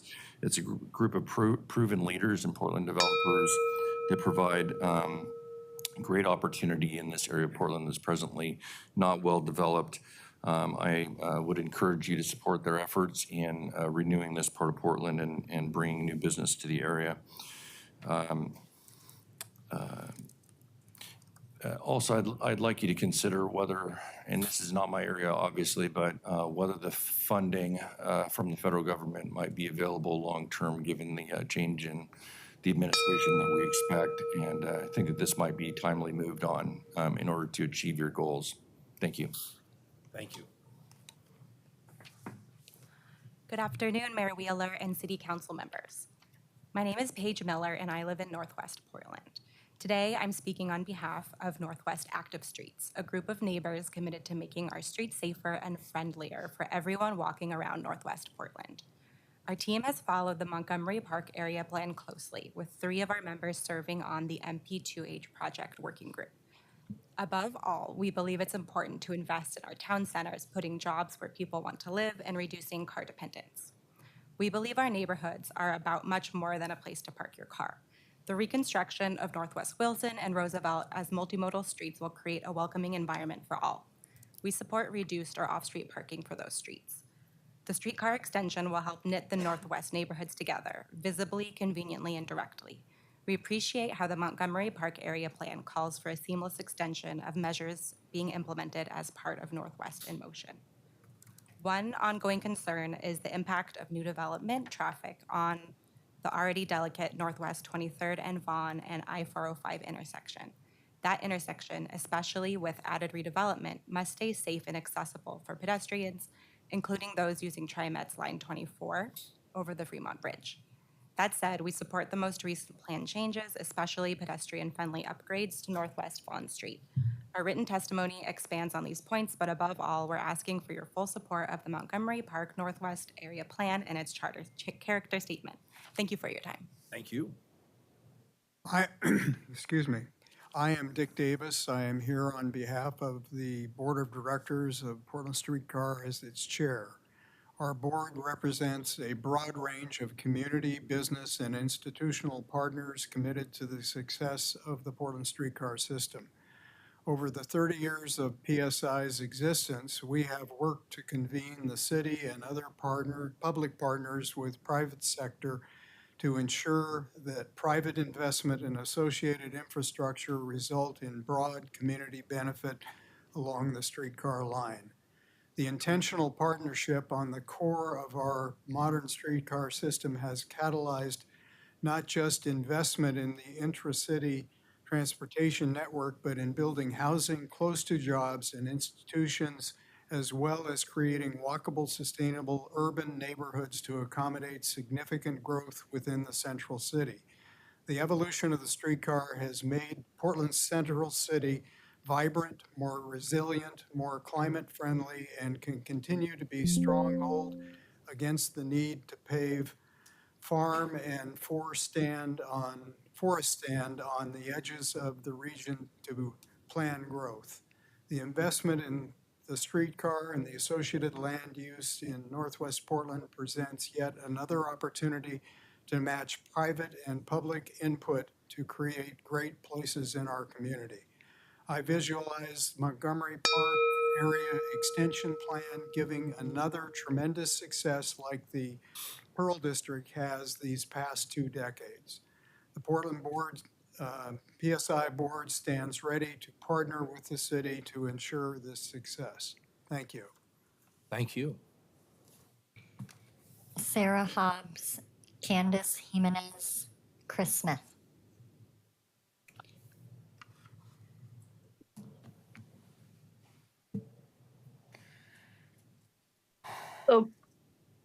Yeah, go ahead. For the record, my name is Sarah Hobbs. What is not remembered is 2 years after the Wright brothers flew at Kitty Hawk, the very first lighter-than-air flight was held at the Lewis and Clark Exposition. It was a blimp called the Johnson that was flown from Portland to Vancouver Barracks by Lincoln Bletchley. My paternal great-great-grandfather, Charles Briggs Knox, commissioned the building of the Johnson and had brought it to Portland as advertisement for his company, which was Knox Johnson. I have been talking to my family about this plan to make useful, beneficial use of the Northwest Industrial District. What is forgotten is the entrance to the Lewis and Clark Exposition was stood right there at Montgomery Park. Our family has history, strong history with the Montgomery Park, and we fully support what is proposed. And I look forward to maybe working with the city. I fully support York being recognized, he should be, but pushing out a little more of the history, because yes, what was considered my family to be one of my great-great-grandfather's silly advertising stunts, of which he had many, was the start of aviation as we know it in the Pacific Northwest today. Thank you. Thank you, Sarah. Candace. Thank you, Mayor Wheeler and council members, for your time today. For the record, my name is Candace Jimenez, a tribal citizen of the Confederated Tribes of Warm Springs. I'm also a board member of the Portland Harbor Community Coalition and a member of the York Collective. I just want to focus here that my ancestors, past, present, and future, have also known these lands we call Portland as home. I want to amplify the inclusion of the York Urban Village and the York District Plan, which the Chief Planner noted in her presentation today.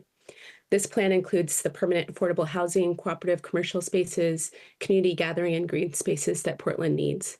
For my comments today, I want to share my concerns with council, which exist as a call to action for today's hearing and the future hearings. The Montgomery Park area plan can still include and deliver upon these requests, even if modifications delay the city's targeted timeline. Because there's often little information regarding how transactions like this will benefit, whether public or private, to community, it's crucial to be inclusive of all voices, including prioritizing regional tribes through formal tribal consultation. This path centers government-to-government relationship building with institutional awareness from its leadership, like yourself. Additionally, this supports trust between parties, including private property owners, with tribes and community-based groups.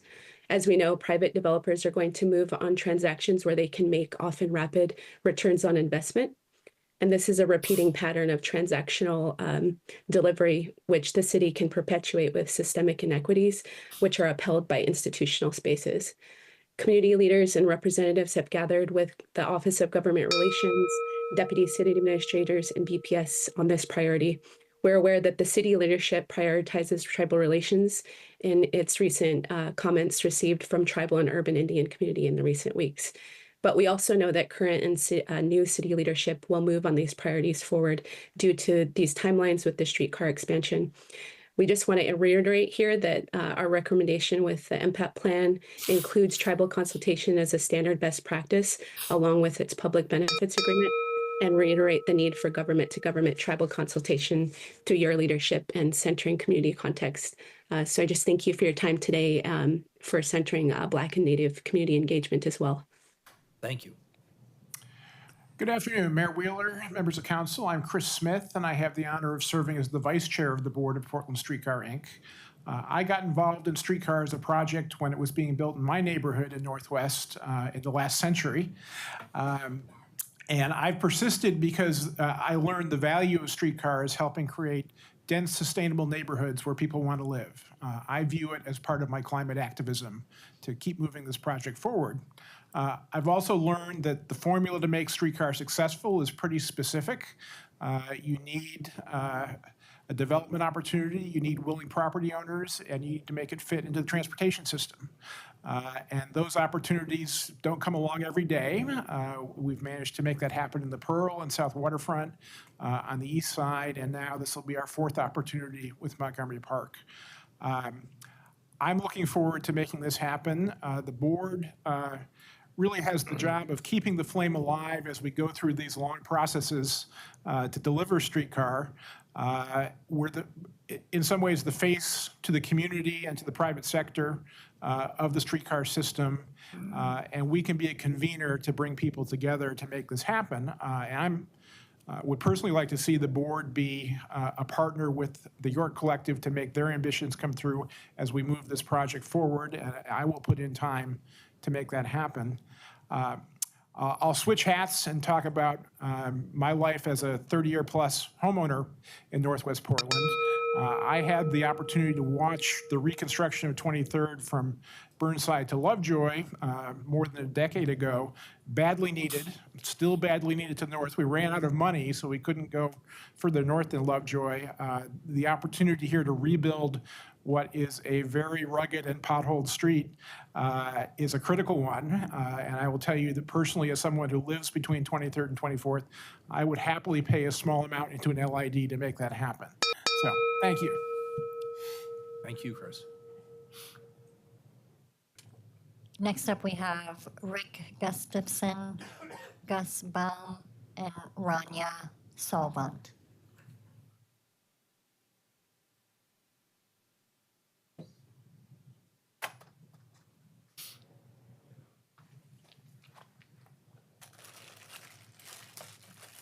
Welcome. You can go ahead and start. Okay. Hi, my name is Gus Baum. I'm Director of Development for Security Properties, a large multifamily apartment builder in the Seattle and Portland markets. I guess just wanted to say you guys have had quite a year. You know, you started the year off with the housing regulatory relief package. You've passed 6 new TIF districts, and we have the MPAP proposal here before you today. All of these are really good things. And I want to emphasize that I'm proud of this council and the work that they've done this year, but we're not done yet. I sit on the policy committee of the Oregon Smart Growth Group, and I'm just here today to lend my support to the MPAP proposal and the amendments that have been brought forward. You know, this aligns with zoning that has been previously long in planning. It establishes a new mixed-use development opportunities, and it leverages local dollars with federal matches to bring something like streetcar extensions to the city. You know, these are the kinds of investments that have previously brought Portland national and international attention for its smart growth strategies and approaches. And I am hopeful that this kind of opportunity will pave the way for the next generation of growth and development in the city. Thank you for your time. Thank you. Next up, we have Sarah Iannarone, John Sarah, Todd Zarnitz.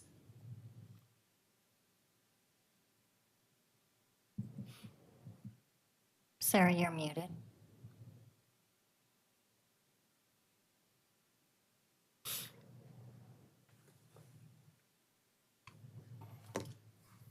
Hi, good afternoon. My name is Sarah Iannarone. I'm a registered lobbyist representing the Street Trust, a nonprofit dedicated to advocating for a safe, accessible, climate resilient transportation system.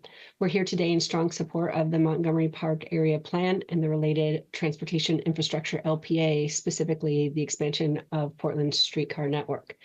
Portland's widely hailed as the nation's best designed, managed, and leveraged streetcar system. We should be proud of growing it, and this area of excellence can only enhance the city's reputation and help attract talent and investment, which has been flagging of late.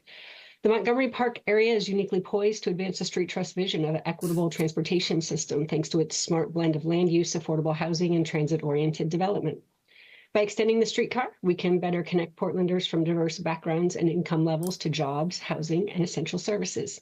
This investment is not only a win for active transportation, but a critical step toward addressing climate goals by reducing emissions and reliance on cars.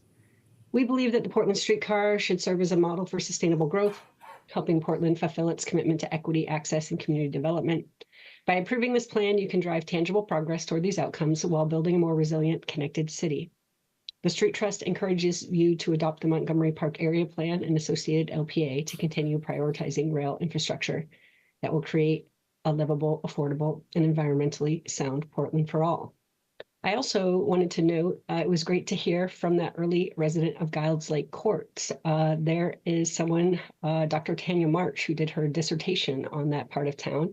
I encourage the folks working on this to refer to it if they haven't seen it.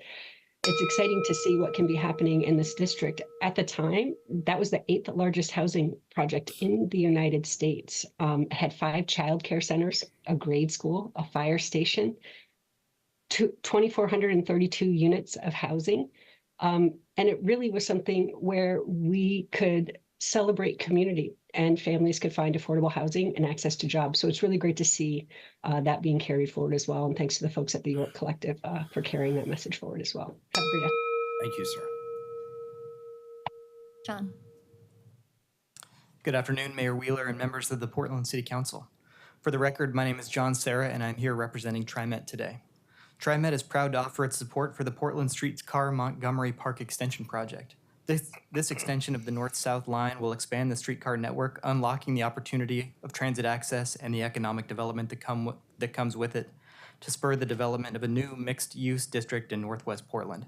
It will provide greater access through our interconnected transit systems, increasing access to opportunities both in the Montgomery Park area and throughout the 533 square mile district that TriMet serves with our buses and trains. Major change has already come to the Northwest Portland district with loss of large industrial tenants. This shift now gives us the opportunity to reimagine the Montgomery Park area as a place that reflects our shared vision for the future of this city with the creation of a climate-friendly and transit-oriented development. By leveraging new land use designations and expanded access to transit, this project will shape a vibrant new district along the Montgomery Park alignment. This development will follow in the footsteps of past Portland streetcar projects that have already attracted billions of dollars investment into the areas, like the Pearl District and the Southwest Waterfront that were once underdeveloped and underutilized. The Montgomery Park extension is also essential to our regional goals regarding housing, transportation, and climate. The Montgomery Park streetcar will attract thousands of new housing units and hundreds of new jobs. Since 2001, 40% of all new affordable housing and 50% of all new housing in the city has been built within a quarter mile of a streetcar line. This transit-oriented development will also connect those living and working in this community to critical destinations across the metro region. Portland Streetcar anticipates that this project will attract more than 3,000 new daily riders, half of which will be likely transit-dependent, providing the climate benefits of green transportation in a sustainable, dense, mixed-use neighborhood. TriMet is pleased to support this project and to continue our legacy of partnership with Portland Streetcar that has been so instrumental in the economic development and vibrancy of our city and our shared goal of expanding public transportation to the benefit of all. Thank you for your time. Thank you. My name is Todd Zarnitz, Northwest District resident. The total capital cost of the streetcar system today is $250 million, and we are today proposing a very short extension to connect the Northwest District to a literal industrial wasteland for the low, low price of $120 million, with the actual streetcars an extra $60 million. Where is the money coming from? The impact statement is clear. Funding sources have not been secured. My neighborhood has been peddled a starry-eyed, feel-good story of federal transportation dollars raining down from upon our fair city. Though I think since last week, we have a clearer sense of how the incoming federal, executive, and legislative branches will be looking upon slow-moving, low-capacity, costly, utopian-minded, but nice to look at, transportation investment projects. Also, 2 major funding sources used in previous construction phases are not available this time. The Montgomery Park area is not an urban renewal project, so TIF financing is not available. And previous funding also included City of Portland parking revenue bonds, which I'm sure you're well aware is in a bear market. So what is left for funding? The amendment isn't asking the city for any money.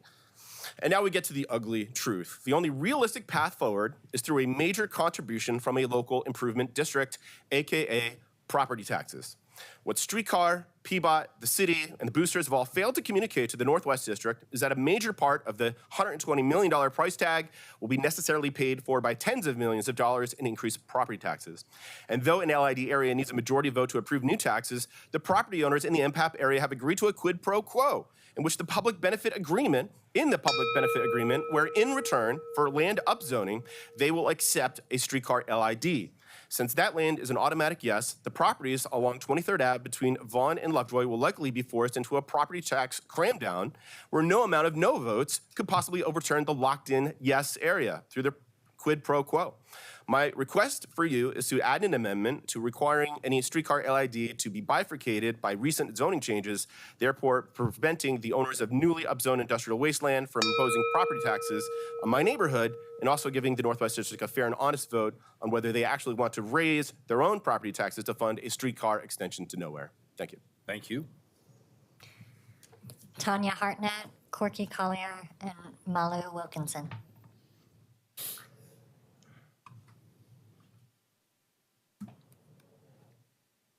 Welcome. Thanks.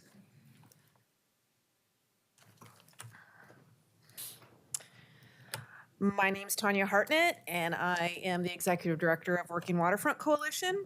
I do want to say that we do not oppose this plan, but we do have some recommendations. MPAP is a betrayal of our employment equity commitments. PBOT preliminary racial equity analysis in July 2019 made clear MPAP would decrease racial equity. Our surveys conducted on behalf of BPS came to the same conclusions. In response, the plan area was reduced. Reducing the size of a problem makes it a smaller problem, but still a problem. According to BPS data, the majority of the 800 jobs in the public benefits agreement will come from Central City, exacerbating high office space vacancies. These are not new jobs. Jobs are simply being shifted from one part of town to another. Using BPS data, there is no question that the MPAP proposal will create fewer upper mobility jobs for BIPOC employees without college degrees than the industrial jobs that would be on the property if the existing comprehensive plan states is maintained. The region's industrial job sector raises BIPOC wages on average of 20% higher than the rest of the economy, and Black income 25% higher than the rest of the economy. MPAP is an intentional loss of equitable jobs. Including the Montgomery Park building in the jobs calculation makes little sense except for padding the jobs numbers. The building was at this location long before the MPAP project and will remain for a long time. The recovery from its current 40% vacancy will have little to do with MPAP. There is no legitimate reason to include the building in the jobs target area. The 800 jobs target is calculated based on the previous jobs on ESCO property. It makes sense to replace them with jobs on the ESCO property or related new development. The Montgomery Park building is not a new development. We recommend that job equity be a critical factor, not simply a talking point. This is a combination of wages, percentage of minority employees, and education level required. Require a no net loss of BIPOC middle wage jobs. We recommend using BPS data on the number of existing Portland jobs that would be moved into the project area and subtract this from the jobs calculation. And we recommend that Montgomery Park building be excluded from the jobs calculation. Or an alternative to the 3 jobs recommendation above would be a mitigation fund that would create an equal amount of industrial acreage. Thank you. Thank you. My name is Corky Collier, Executive Director of the Columbia Corridor Association, and I think the electronic shock went to my chair there, so felt a little something there. We come to you with some recommendations. Tanya mentioned some of them to offset some of the problems with the plan.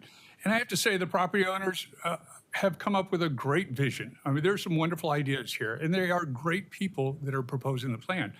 But any plan has consequences, and it's up to you at council to make sure that we mitigate for those costs such as the loss of BIPOC jobs. Tanya just mentioned that the staff includes a job mitigation. They've included a job mitigation requirement, and that's wonderful. It's fantastic to see that. But you'll notice that requirement didn't speak to job equity. It also has gotten so distorted, so watered down, so misunderstood that it's really not, it doesn't do very much anymore at all. We suggest switching to an acreage mitigation that'll achieve the results in a better way. Looking at the financials of it, well, they're a little hard to decipher, but if I've got it right, there appears to be an awful lot of flexible funds going to this project, $106 million, $136 million. You have to ask yourself what the opportunity costs of all those dollars are. They could go to just about anything else that you want. There's also no transportation maintenance plan. We have a $4 billion maintenance backlog. Let's not add to that. Require a set-aside fund for tracks, electronics, streetcars. Let's stop this cycle of building without a long-term maintenance plan. If we're to move forward with this plan, let's minimize the opportunity costs and unintended consequences. Those are very real unintended consequences. We can do that, and I stand ready to work with staff, work with the developers, the property owners to do just that. Thank you. Thank you, Corky. Good afternoon, Mayor Wheeler and commissioners. My name is Malou Wilkinson. I'm the Deputy Director of Planning, Development, and Research at Metro. I'm here today to really highlight the ongoing collaboration between the city and Metro and our shared interest in revitalizing the Montgomery Park area as a transit-oriented, mixed-use neighborhood with new jobs and affordable housing in really the heart of our region. The proposed streetcar extension and associated land use changes before you today were initially funded by a grant from the Federal Transit Administration that Metro applied for on behalf of the city to study the land use opportunities of possible transit system expansions. A streetcar extension would advance important regional goals, including promoting transit use and minimizing greenhouse gas emissions, while facilitating access to local businesses and expanding transportation options. The proposed land use changes would allow for new employment opportunities for our region and would support needed affordable housing near those jobs. Facilitating infill and redevelopment of underutilized areas across our region helps to promote the compact urban form that's envisioned in Metro's 2040 growth concept. More efficient use of existing and underutilized land can also help reduce the demand for costly outward urban sprawl, helping to preserve farms and forest land. Metro really appreciates the partnership between the city bureaus on this effort. We've been working with the Bureau of Planning and Sustainability on the land use plan and working with PBOT and the Portland Streetcar on the streetcar extension.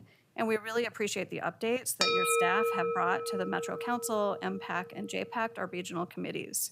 Metro is supportive of the land use plan and the locally preferred alternative as supporting our region's goals. We also support the work with the community to develop the community benefits agreement, helping to improve equity outcomes for the people in our region. So we look forward to further collaboration with the city to implement a shared vision for Montgomery Park. Thank you. Thank you. Commissioner Gonzalez. I just had two quick follow-up questions. Use the term job equity. Could you be precise in what you mean by that in this context?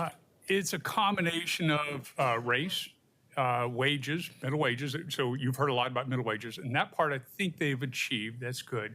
But really, it's how much of a racial and, if you wanted to get there, sexual orientation you have. So we did a survey, actually with a BPS-funded survey of this area at the very beginning of the project. And you have roughly about twice as many BIPOC employees in the area as the population at large, percentage-wise. You also have about almost 3 times as many folks that are questioning their sexual orientation in the area compared to the population at large. I mean, that's great stuff. That's what you have in those industrial jobs. And it'd be nice to try and mitigate for that. And so the assumption is traditional industrial jobs have a more diverse workforce, both in terms of race and sexual preference than the population as a whole. And you're assuming that with the redevelopment, you're going to have a workforce that's reflective of the population as a whole. Exactly. We know that, and that data holds up locally, statewide, and nationally as well. And then the assumption on jobs coming from Central City, can you point to something that we've been presented with on that assumption, just so I can make sure I'm tracing where that assumption comes from? I believe that's in the economic opportunities analysis draft. Economic opportunities analysis came out last year. And that is BPS data. Okay. Thank you. All right, thank you. That completes testimony. All right, very good. So colleagues, at this point, we have an opportunity for any additional follow-up questions from staff. What staff will do, we obviously have the amendments that are open. We're not going to vote on the amendments today, given that this is a land use type hearing. What we're going to do is we will move them to the next meeting for, to be incorporated into the amendments will be incorporated into the revised documents. But I want to make sure we leave time for any questions that people have at this particular juncture. I had one follow-up for staff, I guess. Why don't we have staff come back up? Thank you. Move your legs a little bit. I guess I'm following up on the last question, just in trying to understand what's in our record right now. So there's a reference to the economic analysis, needs analysis done last year, and just the assumptions around the migration of jobs from Central City to this area. Can you speak to that and to what's in the record currently? Sorry, Commissioners, thank you. Patricia Diefender for the record. I was consulting with our supervising planner who staffs the team that does the housing and economic analysis. We're not aware of any data that is being referenced that specifically says that these jobs would be jobs that would be transported from the central city. What we have is data that talks about the fact that there's a high capacity of jobs in the central city area. There's significantly more space for jobs than there is demand for jobs in the central city area, but that there's nothing in our data that would suggest that these jobs, that this area would take the jobs from the central city. This is a very different type of area. There's an opportunity to create spaces that are not configured in sort of high-rise traditional office, but spaces that can accommodate more of a campus and accommodate a wide range of uses within a campus setting. So I think that these are very different kinds of jobs lands that we're talking about. Okay. I think I follow. And what are the current assumptions around funding in the LID? We heard some testimony speculating as to how this may play out. Peabody, come back up here for Yeah, that. and I guess we're really getting at this underlying concern is whether residents and small businesses in the area are going to be most negatively impacted by this, folks that happen to be luckily or unluckily along the line relative to the benefits of this, and just trying to trace through that. Yes, basically the LID is something that we need to pursue. However, it's its own process, its own legal process that will come to council. We will have a 2 years of project development to work with the property owners and people to work out an arrangement based on the legal requirements of LID and come back to your body, to this body for a decision. Along the way, there are many ways in which we can form an LID, and certainly it's proportionate to the benefit that people receive. So we're confident that through the LID process, transparent, based on legal requirements, and coming here for a vote, we'll be able to address a lot of the issues. Okay, and then the last question, and this gets back to, I guess it's a jobs question again, but we heard an idea about a mitigation strategy of sort of acreage as another way to do this. And again, this is obviously a substantial concern in a dense city. We have state obligations to preserve industrial land and to protect it. It happens to generate a lot of great family wage jobs for not just BIPOC, but for folks without a college degree. I mean, that's an overwhelming policy consideration for us.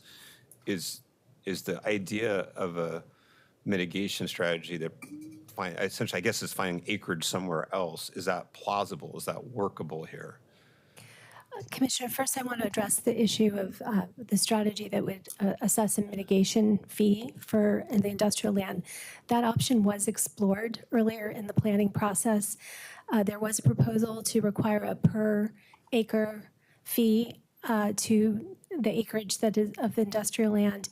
Of additional evaluation sort of revealed that would actually make future development in the area infeasible.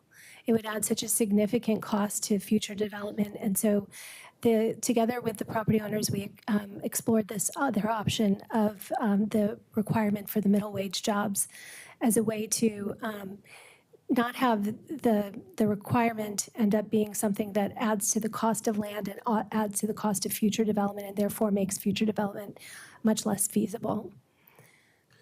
So our approach was to go with an outcome-based standard that can be met. And just a reminder that the plain vanilla industrial or employment zoning doesn't come with concrete job targets. It can have the outcomes that have been described, and that's why we think it's a good thing to have industrial sanctuaries. But it doesn't always. You could easily also end up with a warehouse with very few employees. And so we're in our assessment, the trade-off of the hypothetical job targets of industrial and generally, we were trading that off with a specific, more calibrated target with the benefit agreement. Yeah, and thank you for adding that. I would just add one other thing, which is we did some calculations about if you had a fee and cleaned up industrial land, you would likely have jobs densities in the order of what is more traditionally a job density for industrial land. That's 10 jobs per acre. So we still think that ultimately this approach will result in a greater number of middle wage jobs and jobs that we have more of a guarantee that we would actually get than if you were just using the zoning tool alone.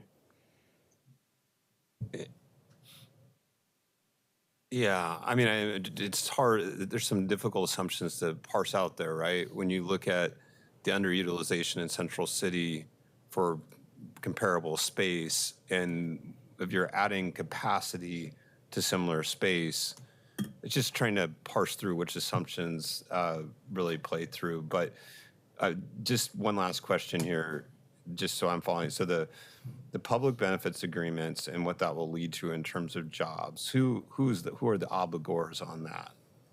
So the private sector partner, the ESCO site, who will be party to the public benefit agreement, they would be the ones who would be obligated to help generate those they would be net new jobs. And we envision that just walk me through tangibly how those jobs are created. So they're an obligor on that. But how does that manifest itself? How does that actually? So in future development, there'll be a requirement that they build non-residential square footage. So they can't just build only housing. They have to build space for jobs.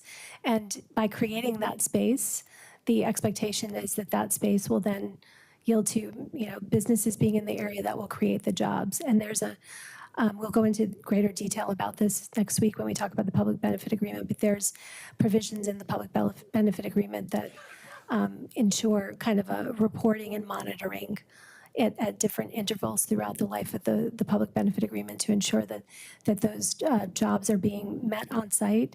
And if they're not met on site, then there's actually a fee that the property owners would have to pay into existing workforce development and job training funds to be used for workforce development and job training. So I'm going to repeat that back, make sure I follow. So the obligation is going to be on the landowners, essentially. They have to create space that creates jobs. We're going to track how well it does that and what types of jobs. And if they're not meeting those goals, then they're going to pay into essentially a fund that would do workforce development.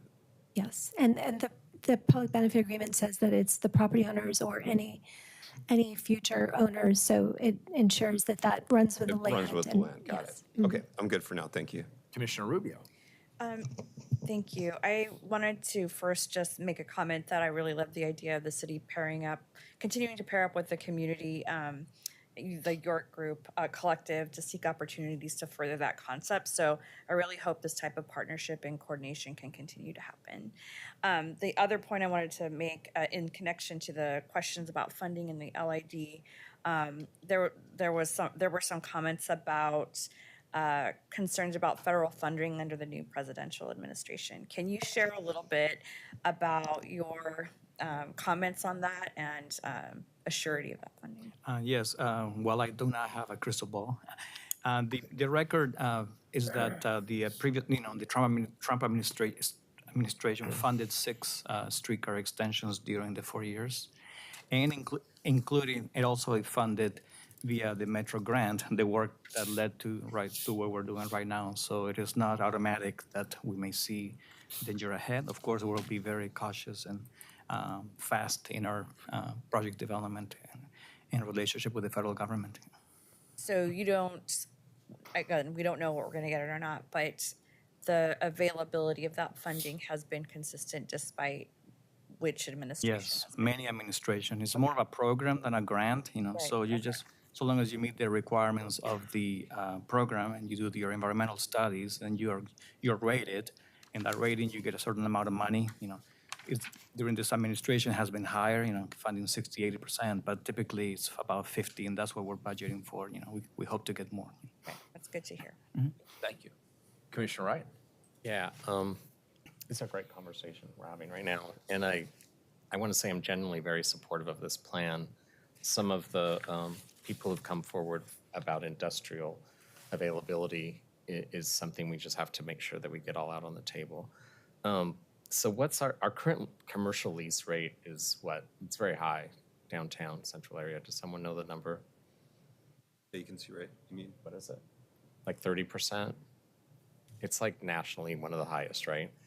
But our industrial lease percentage is pretty low. Vacancy rate. you mean Vacancy for rate, that's what I should be industrial? saying, sorry. Yes, I believe that is true.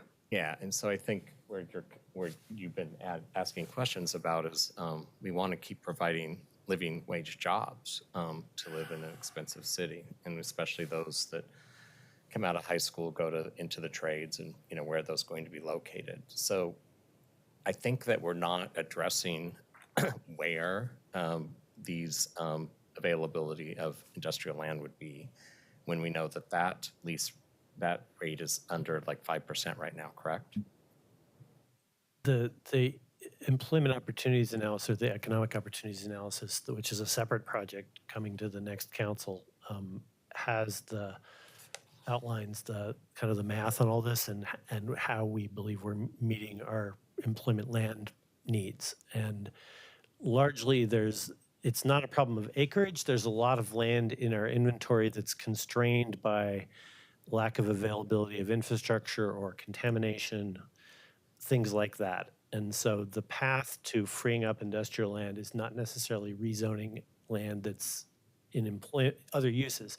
It's building a railroad overcrossing to a parcel that doesn't have access, or cleaning up a contaminated site.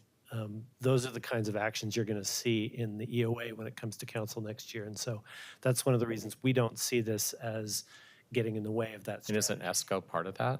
Don't we have to do still clean up there as well?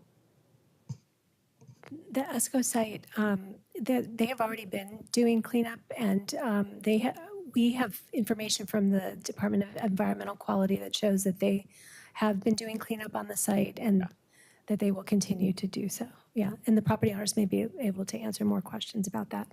So when you're in the area, there's some wonderful, basically our maker economy, the claymation world. Is it Shadow Machine Studios is in that area? Have they been engaged in this dialogue? Anybody who's been in the plan area has had the opportunity to be involved in the process. So I would say, through the many years that this process has been going on, there has been outreach to some of the businesses in that area. And they need access to, freight size vehicles, loading docks and such. So my point is, I want to make sure that we get to the specifics that we're still offering, which is very clean industry for the most part, but they need loading docks, they need space to do their maker work. And a lot of creatives that live in Portland want access to those jobs. And I just don't want to see us take that away in this development. I don't know if that's happening, but it's so close to that area that I thought we should make sure that we get all those details clear to all of us up here. Yeah, one of the speakers alluded to it earlier, which is the new mixed-use zoning still allows those uses, and so there's no zoning reason why any of those folks would leave. And they have been engaged. Many of them have been engaged in some of the design decisions around Streetcar, and will continue to be engaged as that project goes into further, deeper design. So, truck access is something that PBOT's talked a lot about on project design. And I think that gets to something very pragmatic, that we need to have access for freight to get through parts of our city. And we're seeing that all over, where we still, everyone, a lot of people at home are still ordering many things from Amazon, and they want their deliveries to show up on time. Yeah. And so we need to provide in our transportation system, maybe there needs to be some freight-only roads, I don't know, but we need to do something so that they can move along through the city. Yeah, absolutely.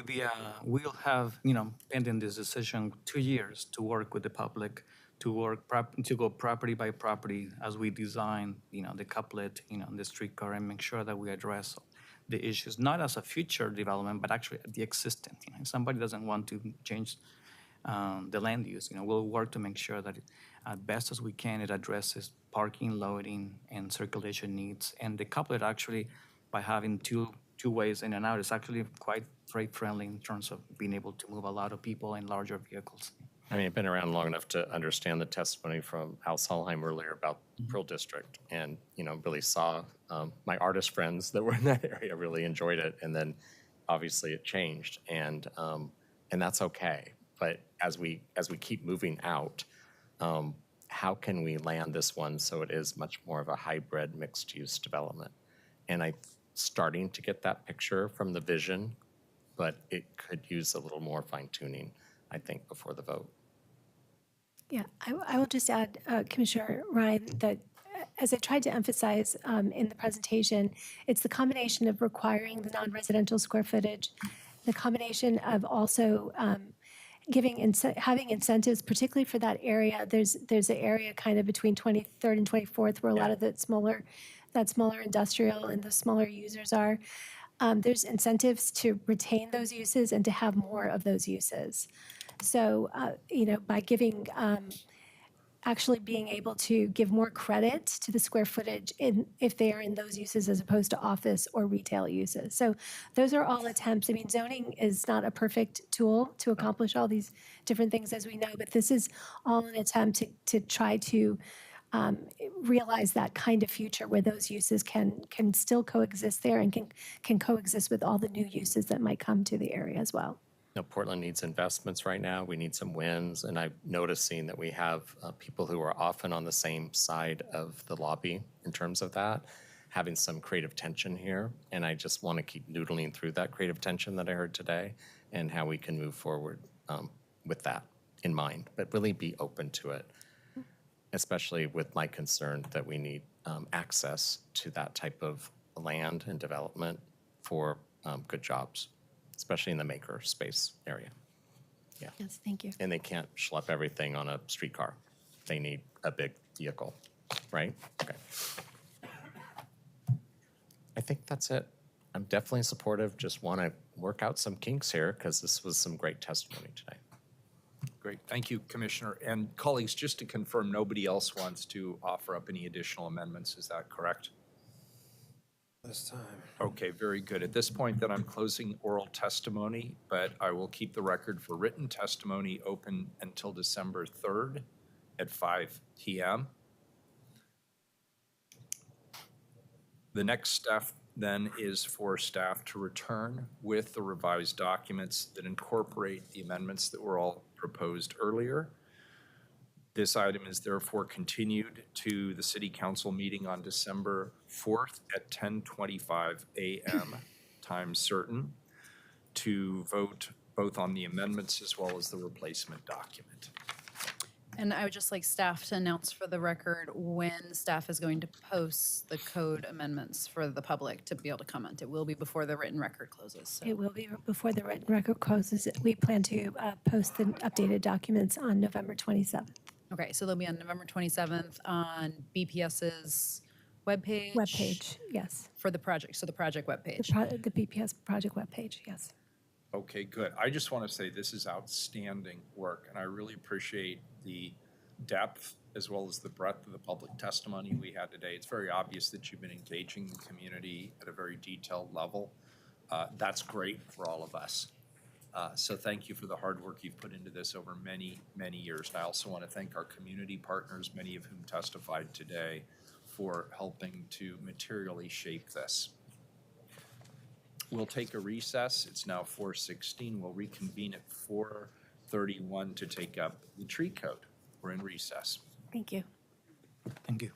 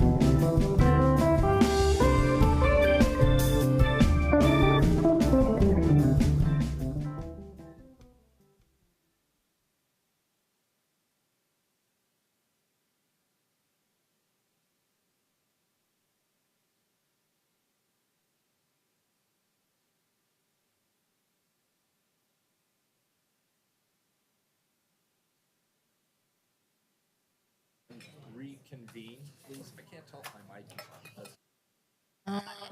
No, you're Okay, great. Welcome, everybody. We're back in session 989, which is the first reading of an emergency ordinance. Thank you for your patience.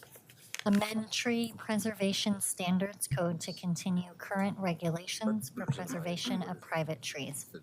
Sonia, our DCA. Good afternoon. I'm Sonia We're gonna have to Shemansky, take it out of the Deputy queue. City Administrator for the Vibrant Communities Service Area. Portland's tree canopy is noticed and valued by residents and visitors, and our iconic native evergreen trees tell you unmistakably that you're in the Pacific Northwest. This infrastructure is central to our climate action response, supports cooler, calmer, healthier neighborhoods and neighbors, improves air quality, makes our streets safer, and helps us manage stormwater. The item before you today extends what is currently a temporary amendment to Title 11, the city's tree code, that will otherwise sunset on December 31st. The provision in question sets preservation and mitigation requirements for certain large trees in certain private property development scenarios. You will hear from the team that it's a subset of a subset. The action is recommended by the Urban Forestry Commission and the Planning Commission, members of which are here virtually today to share their support. City Forester Jen Cairo and Brian Lando with the Urban Forestry team will tell you about the impact of this provision on the multiple policy goals we seek to balance in development situations, and they can also speak to the upcoming overall review of Title 11. Then you'll hear from our colleagues with the Planning and Urban Forestry Commissions and testimony and discussion, and then we'll be wrapped up. Awesome, thank you. Thank you, DCA Shemansky. Good afternoon, Mayor and council members. I'm Jen Cairo. I use she, her pronouns. I'm the City Forester and Urban Forestry Manager. Presenting with me today is Urban Forestry's Brian Lando, who has led this project. Also present today are Portland Parks and Recreation Director Long and staff from Portland Permitting and Development and the Bureau of Planning and Sustainability. They have been partners with Portland Parks and Recreation Urban Forestry in preparing and recommending this amendment to you. Next. The Large Tree Amendment is a provision of Title 11, the Tree Code. It was adopted in 2016 in response to community concern about large trees being removed in private property development situations. Prior, a flat fee, regardless of tree size, was assessed when certain limited trees were removed as part of a development project. The Large Tree Amendment placed a variable fee which increased with the size of the tree for trees 36 inches diameter at breast height, or DBH, 4.5 feet off the ground. In 2020, at the recommendation of the Urban Forestry Commission and the Planning and Sustainability Commission, and following staff and consultant analyses, City Council altered the Large Tree Amendment to apply to trees 20 inches or greater. The Large Tree Amendment is set to sunset at the end of this calendar year. The Urban Forestry Commission, Planning Commission, and city staff recommend that City Council remove the sunset date clause, which would make the Large Tree Amendment an ongoing part of Title 11. This is the amendment being submitted for your consideration today. Our presentation starts with relevant information about urban trees, moves to Portland's tree regulations, then gives details about the provisions and win-win outcomes of the Large Tree Amendment, and concludes with statements from representatives of the Urban Forestry and Planning Commissions. Urban trees are indispensable to city life. Rather than a nice to have, urban trees are essential to the health and well-being of people, as well as the environment and climate response. The cooling provided by urban forests increases community resilience to worsening heat waves. Access to trees also reduces individual stress, improves mental health, strengthens immune systems, reduces crime, and improves student academic performance, among many other benefits and services. For example, the results of a clinical trial published this year confirmed findings previously shown again and again that people living in neighborhoods with higher tree canopy have lower risk of heart disease, diabetes, and even some types of cancer. These health improvements are comparable to the benefits from regular exercise. A U.S. Forest Service study in Portland, utilizing 30 years of tree planting data, found 1 premature death was prevented for every 100 trees planted. Further, a 2017 study in Philadelphia found increased tree canopy was associated with reductions in gun violence. Trees also improve air quality and community walkability, stabilize slopes, manage stormwater on-site, reducing costly inputs to the city's stormwater management system. In other words, decades of research, time and again, has affirmed that trees are effective solutions to some of the most pressing urban, environmental, social, and public health needs facing communities, including Portland. And of course, one of Portland's unique and best-loved features is its urban forest. Despite Portland's reputation as a green city and our nationally recognized system of parks, natural areas, and trails, Portland's tree canopy is not equitably distributed. On the west side of the Willamette River, Portlanders enjoy an average tree canopy cover of 56%, excluding Forest Park. It's still 46% average cover. On the east side, average canopy is just 22%, which is roughly equivalent to the cover for the city of Los Angeles. Lower canopy neighborhoods are strongly associated with lower incomes and larger proportions of communities of color.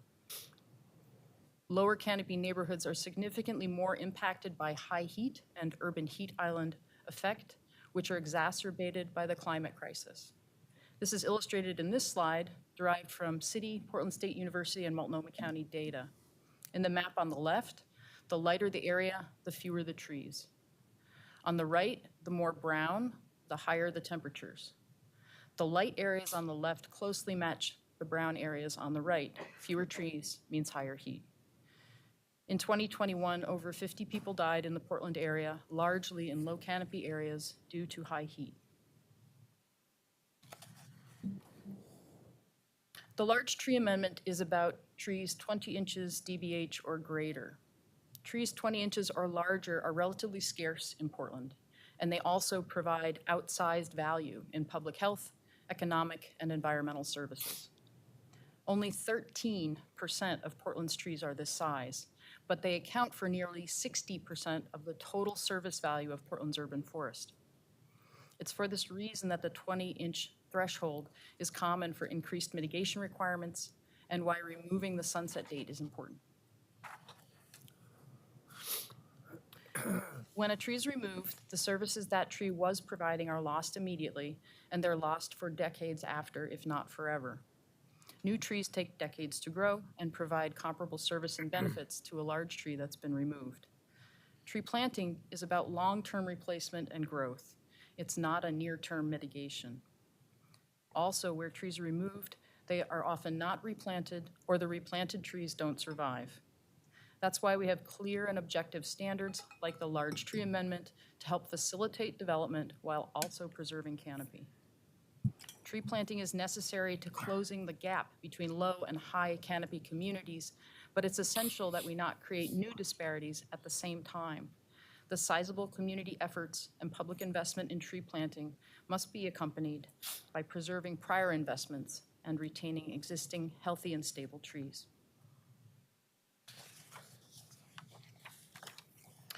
Portlanders have consistently expressed that tree preservation is a priority. In 2020, the last time the issue of the large tree amendment was before City Council, staff conducted extensive community engagement, including a community survey with 2,600 responses, an online community forum, and stakeholder interviews.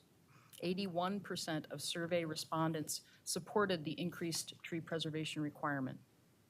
Further, over the last year, Urban Forestry has conducted extensive community outreach and engagement as part of the process to update the Portland Urban Forest Plan. We have heard overwhelmingly through that process that preserving and growing our urban forest are essential. The necessity of tree preservation to meet Portland's climate action, environmental, livability, and public health goals is further documented in numerous city plans and policies. Some examples of these include the Portland Watershed Management Plan, the Climate Action Plan, and the 2035 Comprehensive Plan, among others.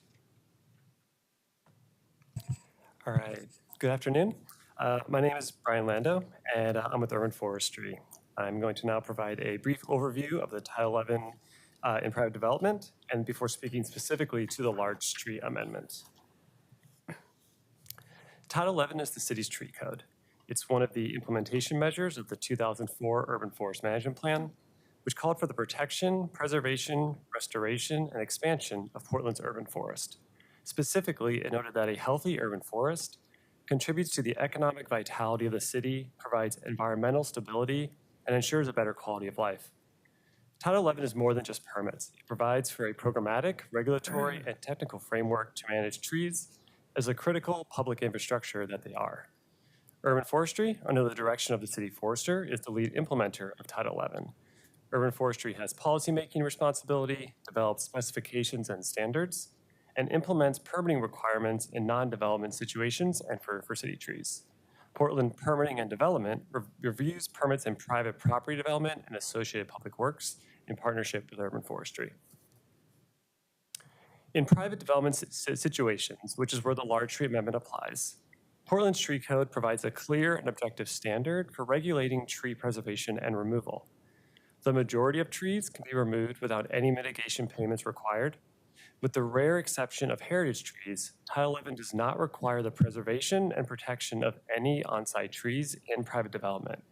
Instead, the code provides the option of paying a mitigation fee in lieu of preserving trees. The code provides flexibility for how trees can be preserved and protected to accommodate the desired development of the site. There are also multiple exemptions to preserving requirements, which I'll go into on the next slide. There are numerous exemptions to Title 11's tree preservation requirements, which significantly limit the breadth of the city's tree code in private development. All dead, dying, dangerous, and nuisance species trees are exempt. All trees under 12 inches DBH, which account for about 67% of the trees in Portland, are also exempt. And affordable housing projects are exempt as well. And then, importantly, lots under 5,000 square feet and projects with proposed or existing 85% or more building coverage are exempt. These last two cover 79% of the residential unit capacity in the buildable lands inventory. This map shows the geographic distribution of those last two exemptions. In red are lots under 5,000 square feet. These are exempt from all private property development tree preservation requirements, which means trees can be removed without any mitigation fees. These are smaller infill lots, generally in close-in neighborhoods, and they account for 10% of Portland's housing capacity. In blue are lots with zoning which allow for buildings to cover 85% or more of the lot. These lots are found in higher density areas in the central city and in centers and corridors where 69% of Portland's housing is expected to be built. Projects which take advantage of this allowable building coverage are exempt from tree preservation requirements. Taken together, these exemptions account for almost 80% of Portland's future housing capacity. Projects meeting the exemptions are not required to preserve any trees or pay mitigation for removing them. Given these exemptions, the large tree amendment is a targeted preservation and mitigation strategy for Portland's largest and most valuable trees, and it only applies outside the areas where most of Portland's housing will be built. Now moving to the large tree amendment. The large tree amendment was designed to be responsive to widespread community concern around the loss of large trees, while continuing to support Title 11's clear and objective requirements. Preservation is the priority, given the significant public and environmental health benefits which are lost for decades when trees are removed. And finally, if trees are removed, which will happen in a growing and changing city, the large tree mitigation fee better approximates the value of the services lost and funds future tree planting.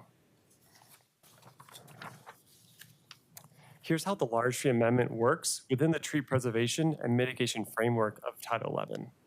First, all dead, dying, dangerous, and nuisance species trees are exempt. They can be removed without any mitigation fee. From there, all healthy trees under 12 inches can also be removed without any mitigation fee. For medium-sized trees, between 12 inches and 20 inches, 2/3 of those can be removed without any mitigation fee. So in this image, in the second column, the two lighter green trees are removed to show zero mitigation is paid. The remaining 1/3 of trees on the site, shown here in dark green, can also be removed. but would require a fee of $1,800 per tree. That fee is the same regardless of the size of the tree. What the large tree amendment does is it sets a higher mitigation fee for any tree 20 inches or greater that is removed. That's the final column on the right. The fee is currently $450 per diameter inch of the tree, so it would be $9,000 for a 20-inch tree, and it would increase from there. If the sunset clause is not removed and the provision of the large tree amendment were to expire at the end of this year, the protection for trees 20 inches or larger would be eliminated. In the example here, the medium and large tree could be removed without any mitigation as part of the allowance to remove 2/3 of trees on site.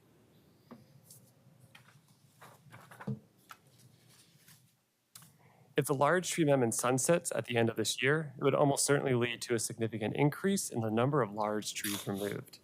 Before the large tree amendment protected trees 20 inches or greater, an average of 365 large trees were removed annually. After City Council's action in 2020, the average decreased by 68% to 114 trees annually. And while this coincided with the drop in development, many projects were already in the pipeline through the COVID years and continue to be built. In short, the large tree amendment has been effective at preserving Portland's largest and most valuable trees. That success in preserving trees has not come at the expense of new housing. In 2020, BPS commissioned Johnson Economics to determine the projected impact of the large tree amendment. That report projected that just 2.7 fewer housing units would be produced per year over a 20-year period. And by housing unit, we mean the number of dwelling spaces. So a single-family home would be 1 unit, a duplex would be 2. Between 2021 and 2023, just 62 housing projects paid a mitigation fee under the large tree amendment. That's fewer than 3% of the housing projects during that period. And for the projects that did pay, the mitigation equaled less than 1% of the total value of those projects. This is consistent with the Johnson Economics analysis and is to be expected, given that the large tree amendment does not apply on the lots where 80% of Portland's housing units are expected to be built and the scarcity of trees of this size. Mitigation fees are deposited into the city's Tree Planting and Preservation Fund, which was established in 2015 by Title 11. The fund is required to be used for the planting and establishment of new trees, and that work is guided by the city's tree planting strategy. The fund has supported the planting of 42,000 trees since 2015. Urban Forestry is currently planting 3,500 trees annually with the support of the Tree Planting Fund. Planting establishment outcomes are monitored and have a 95% survivability rate. This is commendable relative to other urban tree planting programs nationwide and indicates the success of the program. And then this map here shows where trees have been planted. In keeping with the tree planting strategy, planting is centered in low canopy, low income, and communities of color. Blue shows lower planting, with yellow showing the highest planting activity. In other words, city tree planting is directly addressing Portland's canopy inequity and increasing tree services like public health and climate resilience for those that need them most. On July 23rd, 2024, the Urban Forestry Commission and Planning Commission held a public hearing to consider the proposal to remove the sunset date from the large tree amendment. In the months before this hearing, staff conducted outreach to interested organizations, including the Development Review Advisory Committee, which did not express any concerns. More than 60 in-person and written comments were received at the hearing, with all but one in support of removing the sunset clause. This included statements in support from organizations like Portland Neighbors Welcome, Bird Alliance of Oregon, the East and West Multnomah County Soil and Water Conservation Districts, and Willamette Riverkeeper. Following the hearing, the UFC and Planning Commission both voted unanimously to recommend the City Council remove the sunset clause. And then lastly, here's the text of the proposed amendment, which removes the December 31st, 2004 sunset clause. I will now turn it over to Megan Vandermark with the Urban Forestry Commission, followed by Mary Rain O'Meara with the City's Planning Commission.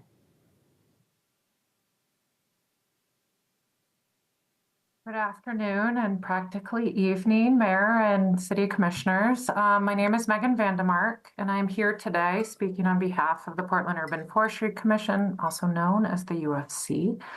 We, the Urban Forestry Commission, strongly support the removal of the sunset clause from the large tree amendment, and we urge you to make this critical change to ensure the continued preservation of Portland's largest and most vital trees. This recommendation was, as Brian spoke to, unanimously approved at our August 15th, 2024 meeting. For nearly 10 years, the Urban Forestry Commission has been actively engaged with this issue, beginning with the original amendment in 2016. The large tree amendment is Portland's best and currently only tool to protect the mature trees that provide essential environmental, public health, and quality of life benefits to our communities. These trees are irreplaceable, and once gone, they are gone forever. So are the benefits they provide, which Urban Forester Cairo spoke to more in depth earlier. You know, it really is no small feat for an urban tree to reach maturity, and when trees are removed, it can take many decades for replacement trees to reach maturity if they ever do. We need to ensure they can make it to maturity and are protected once they make it to maturity. On July 23rd, 2024, the UFC and the Planning Commission held a joint public hearing, as was noted, on this proposed amendment. We received, that more than 60 comments from Portlanders, the individuals and organizations who strongly supported extending and strengthening this policy. They voiced the community's strong desire to protect our urban forest. Urban Forester Cairo also shared earlier how the community has continuously expressed strong support for increasing tree preservation and ensuring Portland's trees are preserved. I urge you to consider all of their voices as well when you make your decision. The UFC firmly believes that Portland must pursue policies that address both the climate crisis and the housing crisis simultaneously. The analysis conducted by city staff has demonstrated that the provisions of Title 11, including the large tree amendment, have been effective in preserving mature trees while not hindering the development of much needed housing. This is not an either or issue. It really is a both and. We can and must maintain and expand Portland urban forest while accommodating responsible growth and development, right? This balance is really key to sustaining the livability of our city as it grows. And so really in conclusion, removing the sunset clause is a simple but powerful step that will ensure Portland continues to benefit from a healthy, resilient urban forest that is really integral to our climate action goals, our public health, and our overall well-being. We ask you to support this policy change, really for the trees, but for the community and for the future of Portland. So thank you for your time, consideration, and commitment to our city's long-term sustainable future. Thanks, Megan.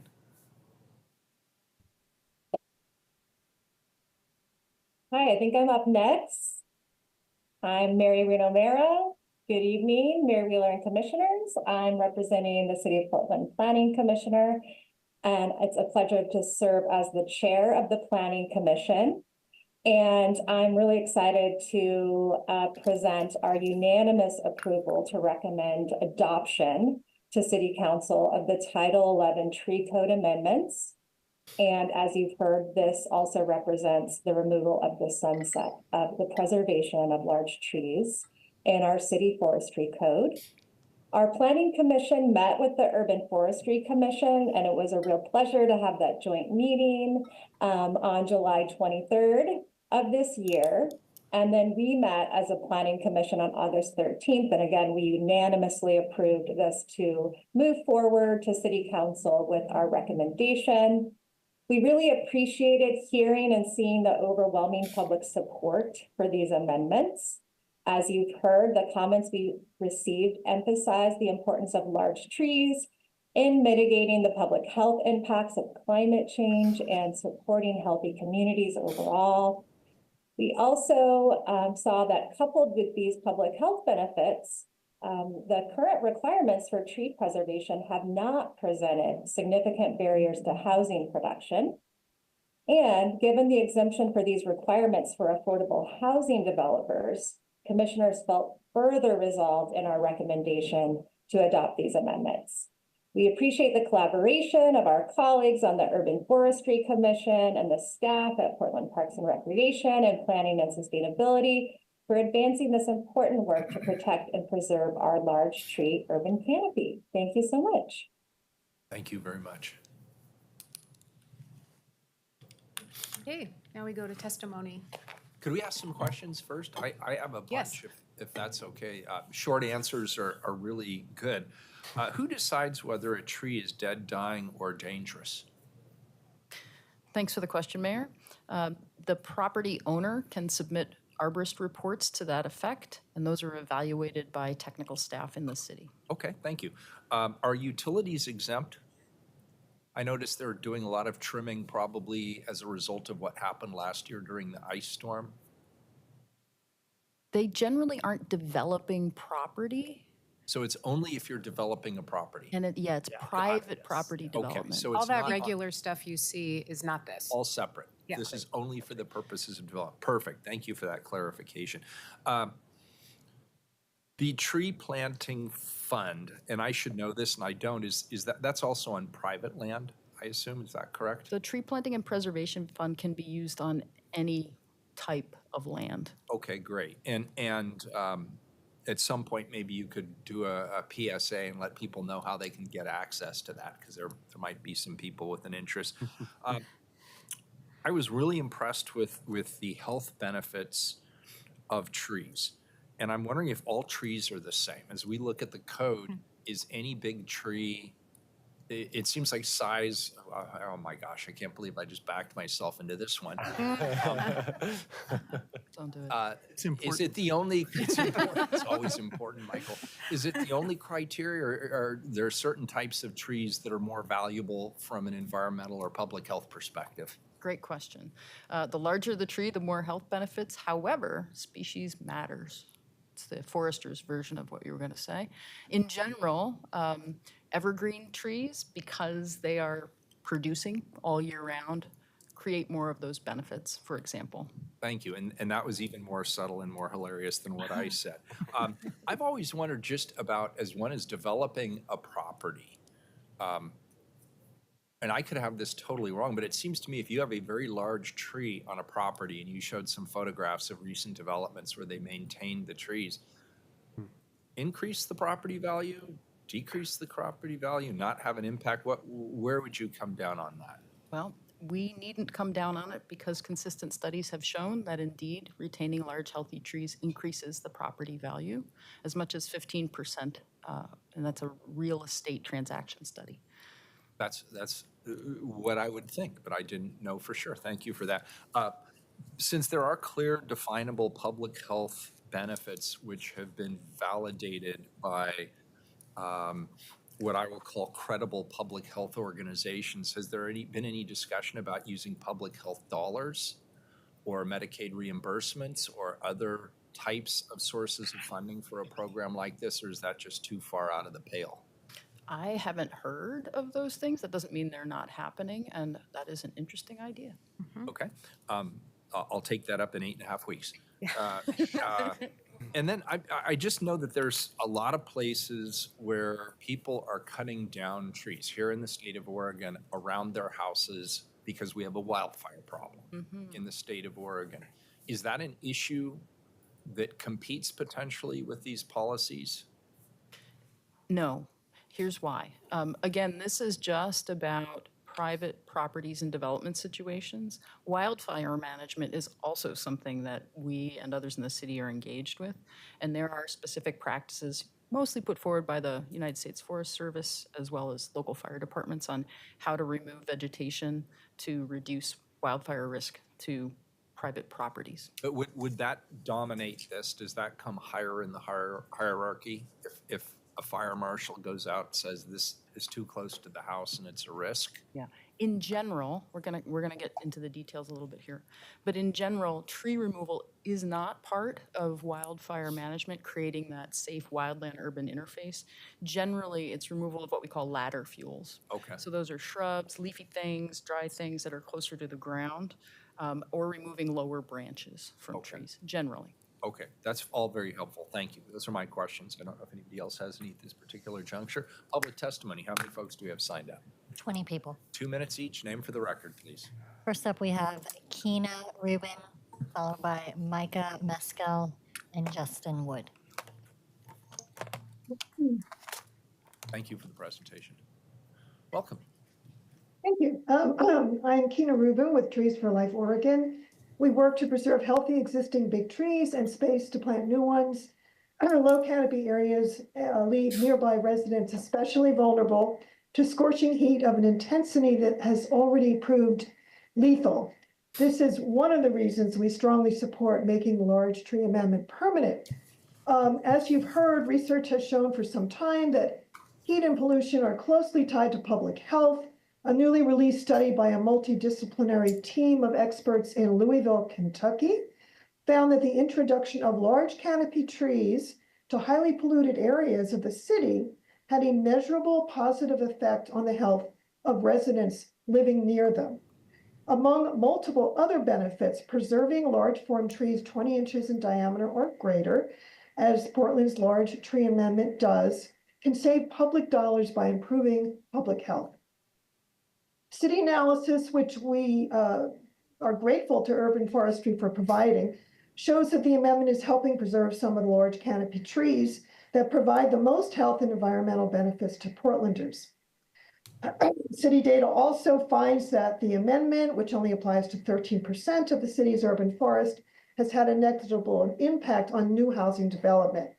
Keeping this amendment in Title 11 is simply the right thing to do. We still have a long way to go to protect the majority of big trees that constitute our climate stalwarts. In July, New York about dangerously hot cities, PSU professor Vivek Shande said about Portland, the longer-term sustained deep retrofit that the city needs in order to be prepared for the increasing intensity and frequency of these heat waves, I have yet to see any of that. Recent national election results do not bode well for further federal-supported climate solutions. More than ever, it's up to our local leaders at the Portland City level to double down on our invaluable big trees. Thank you. Thank you.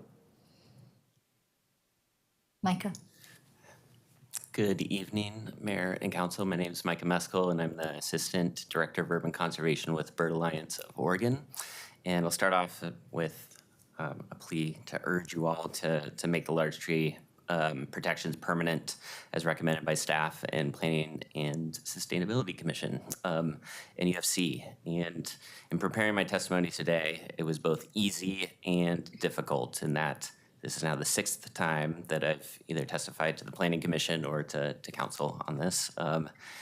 And is difficult in that this was the first major tree policy that I worked closely with a late colleague of mine, Bob Salinger, who is not here today.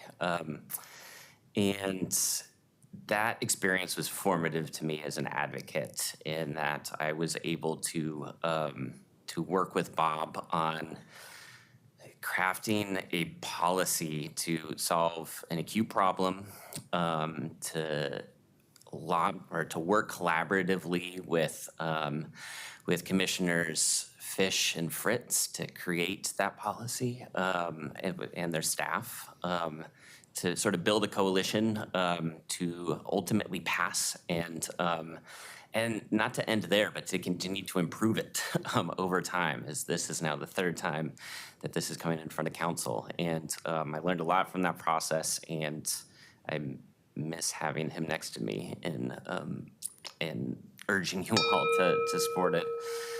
Another time, we had joked just a few months back about the Groundhog Day impact of needing to organize around this again. And so, yeah, it's more important than ever to memorialize this policy to ensure that more of our city's remaining large trees are preserved to provide habitat, reduce temperatures, reduce flooding, increase neighborhood livability.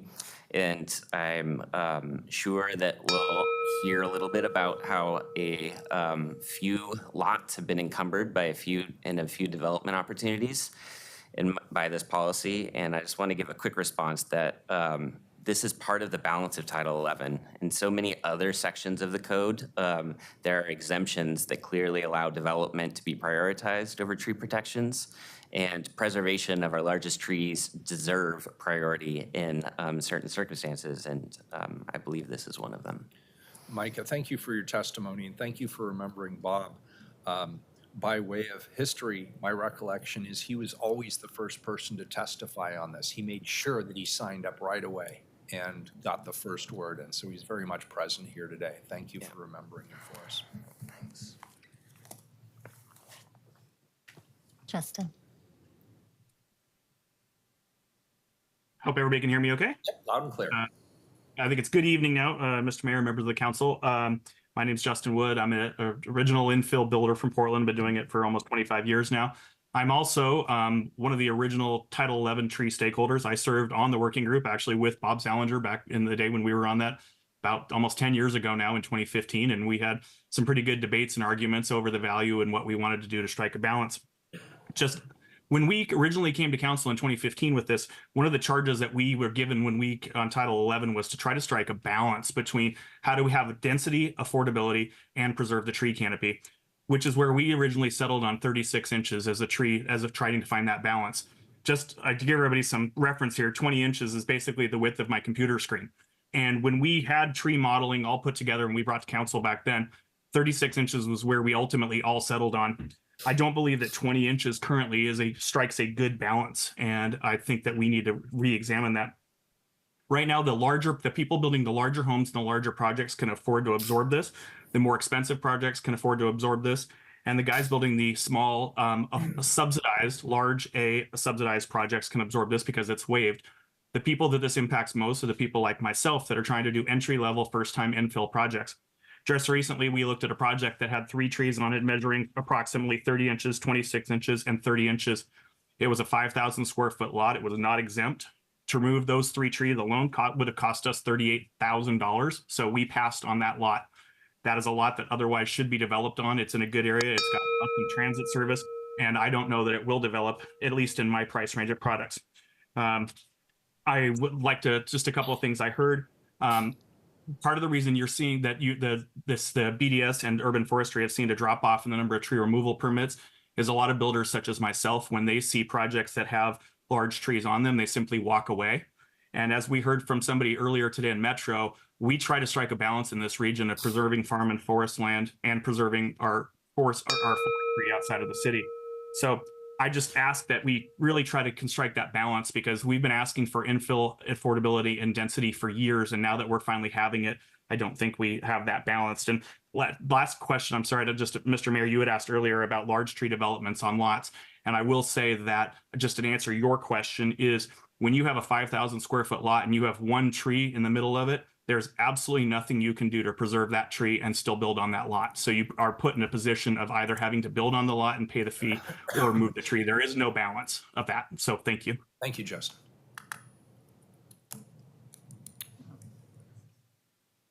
Next up, we have Ellen Mendoza, Lynn Handlin, and Brenna Bell.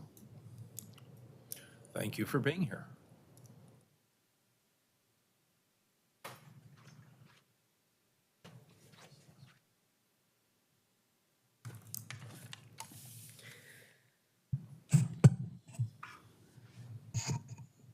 Good afternoon. My name is Ellen Mendoza. I'm a member of 350 PDX and Friends of Trees, testifying in favor of this proposed amendment of the tree code to continue current regulation for preservation of private trees.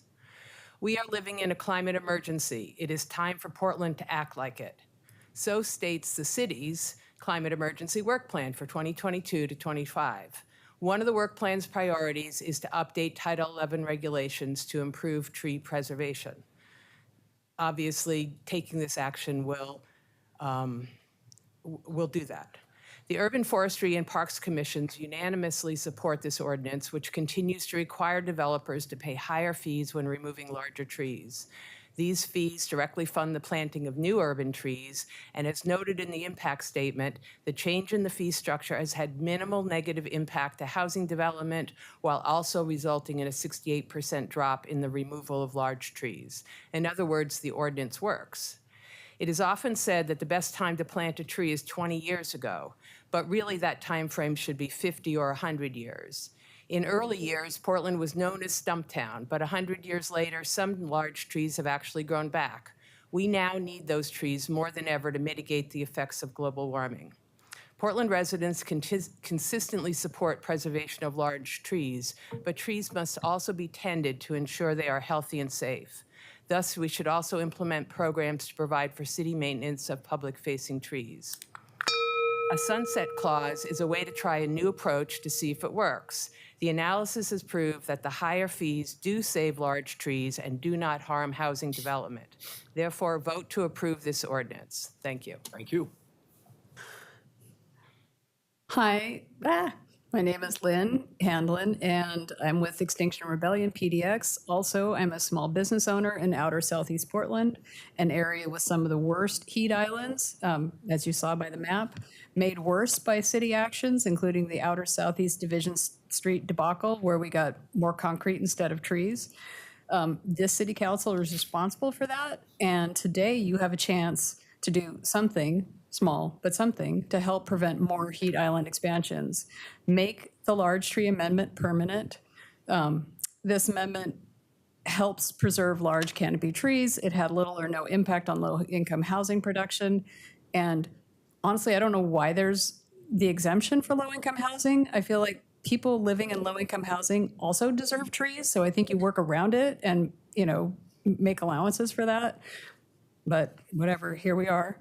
I am glad that the city council does acknowledge that trees are critical infrastructure, not just beautiful, although they do add beauty to our city, and positive impacts on mental health, reducing crime, severity of flooding, and really trees just make us all feel a little bit better when we could all use that.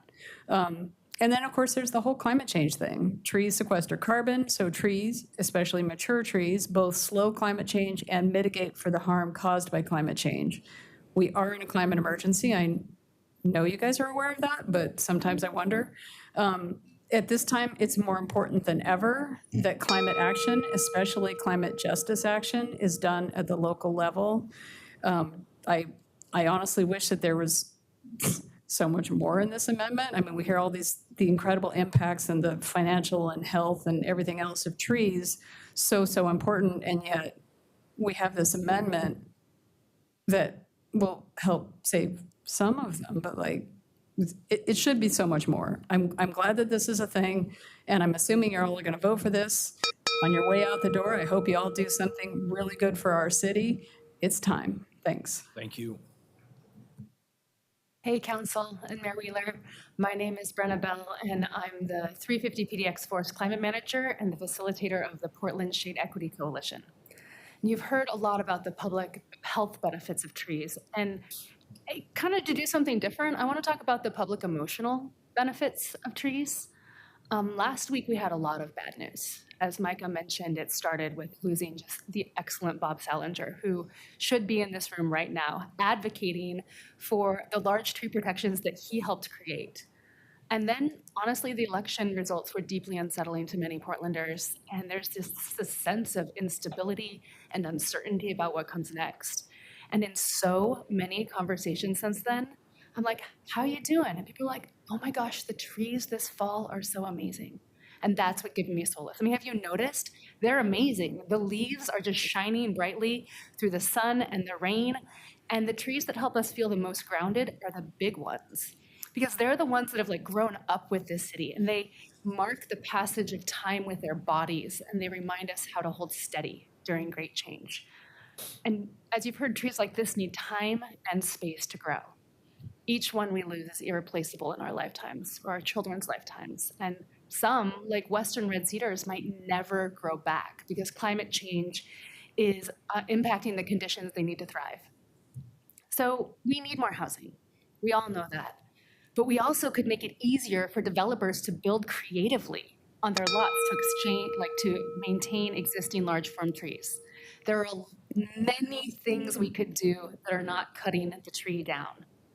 That's not what we need in this time, is to lose more trees. So I want to thank you for your part in keeping these trees standing and giving shade and solace to the next generation. Thank you. Next up, we have Rick Till, Diane Meisenhelter, and Jan Zuckerman. Thank you, City Council and Mayor Wheeler. My name is Rick Till. I'm a resident of the Foster Powell neighborhood, one of the low canopy neighborhoods in the city. I'm also an ISA board certified master arborist. Harkening back to Bob, I was also on the East Multnomah Soil and Water Conservation District board with him for 8 years, and I did not plan on commenting today until I found out that he would not be here, and so I was motivated to show up and give some input. First off, I do support the amendment for all the reasons that people are outlining for you. As an arborist, I give some additional context on how this plays out in tree preservation. The amendment effectively gives property owners and developers a moment to pause before proceeding with development and consider alternative designs that allow tree preservation and development to proceed. We do have tools in the design toolbox to make this happen. I won't belabor you with the details. It involves a lot of different alternative foundation designs and siting considerations. But we've had great success in building close to mature trees. I won't say that we can save every tree, and I can't say that it always is the least expensive option, but I can say this amendment is critical to driving the innovation that allows the city to be green, vibrant, and full of affordable housing. I do think there's room for more collaboration between developers, arborists, and the city, but those issues are a bit bigger than this. It's a can of worms. For the decision you have in front of you, this is a great idea, and I really encourage you to adopt the amendment, and thank you for the opportunity to comment. Thank you. We appreciate you doing so.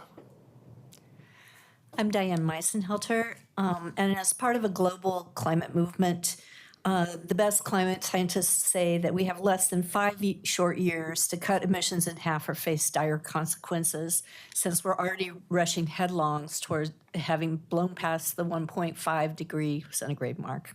The sequestration benefits alone of saving large trees should be sufficient to make this an open and shut decision. Your staff and others have listed all of the amazing reasons that trees are a valuable, irreplaceable community resource, so I'm not going to go through all of those. And your own data show how effective this amendment has been, with a 68% reduction in the cutting of large trees and negligible impact on housing. Its funds have contributed to 12,000 trees being planted in priority neighborhoods needing shade equity. For me, this became a personal issue when last year a developer torn down the house across the street and planned to cut the giant sequoia in the corner of the lot that was home to red-tailed hawks and loved by so many neighbors. Fortunately, we were able to prevail and the tree was saved, but I'm sure that that would not have been the case if this amendment were not in place, providing a nudge of financial incentive along with our pressure. The housing development went forward, and all 3 family owners are so grateful that the tree is still there, and given their AstroTurf front yard, said it was a positive selling point when they were considering the property. I would add that the developer that mentioned that you can't develop a lot with a tree in the middle of it has not traveled very far, because there are places all over the world where trees are right in the middle of people's homes, and homes are built around them, and it's a very important part of culture. So I would say please do the right thing and make this amendment a permanent provision as a protective measure until the process of amending the tree code can be finalized. Thank you. Thank you. Hi, I'm Jan Zuckerman. I'm a retired teacher and past youth mentor. When the large tree sunset clause expired in December of 2019, the Portland Youth Climate Council had been working to strengthen the Title 11 tree code for over a year. During this time, Bob Salinger met with us often and provided unending support for the youth. At the time, Bob thought that protecting big trees was a no-brainer, something the youth could win on. Here we are 5 years later because the City Council kicked the can down the road. The youth have since moved on, yet their words still ring loud and clear. Here are some of the excerpts from a few of the PYCC members from their 2019 testimony. Simon Skates and Tessa Norris said, The Portland Youth Climate Council believes that the best action forward would be to permanently remove the sunset clause passed in 2016. This past year, the Portland Youth Climate Council members representing 10 Portland schools worked hard to bring this issue before you. For many of us, 6% of our short lives have been dedicated to working on the tree code. It's no joke. As you know, trees are necessary to the health and well-being of all of our communities. Trees and large trees in particular provide habitat for countless animals, cool neighborhoods during hot days, lower cooling costs, and reduce the risk of heat stroke for the elderly during the ever-increasing hot summers.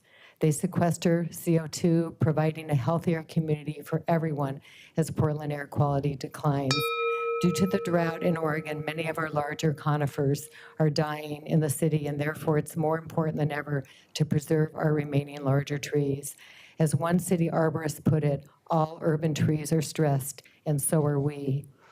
Peter Salinger stated, the Portland Youth Climate Council supports the full removal of the sunset clause on large tree mitigation. Nobody wants to come back and hash this out again years down the road. Well, here we are. The least we can do is to honor Bob's memory and invest in our youth by making the large tree amendment permanent. And once this is done, continue the work by strengthening the Title 11 tree code. Thank you so much. Thank you. Judy L. Todd, Sally Lewis, and Barbara Wharton.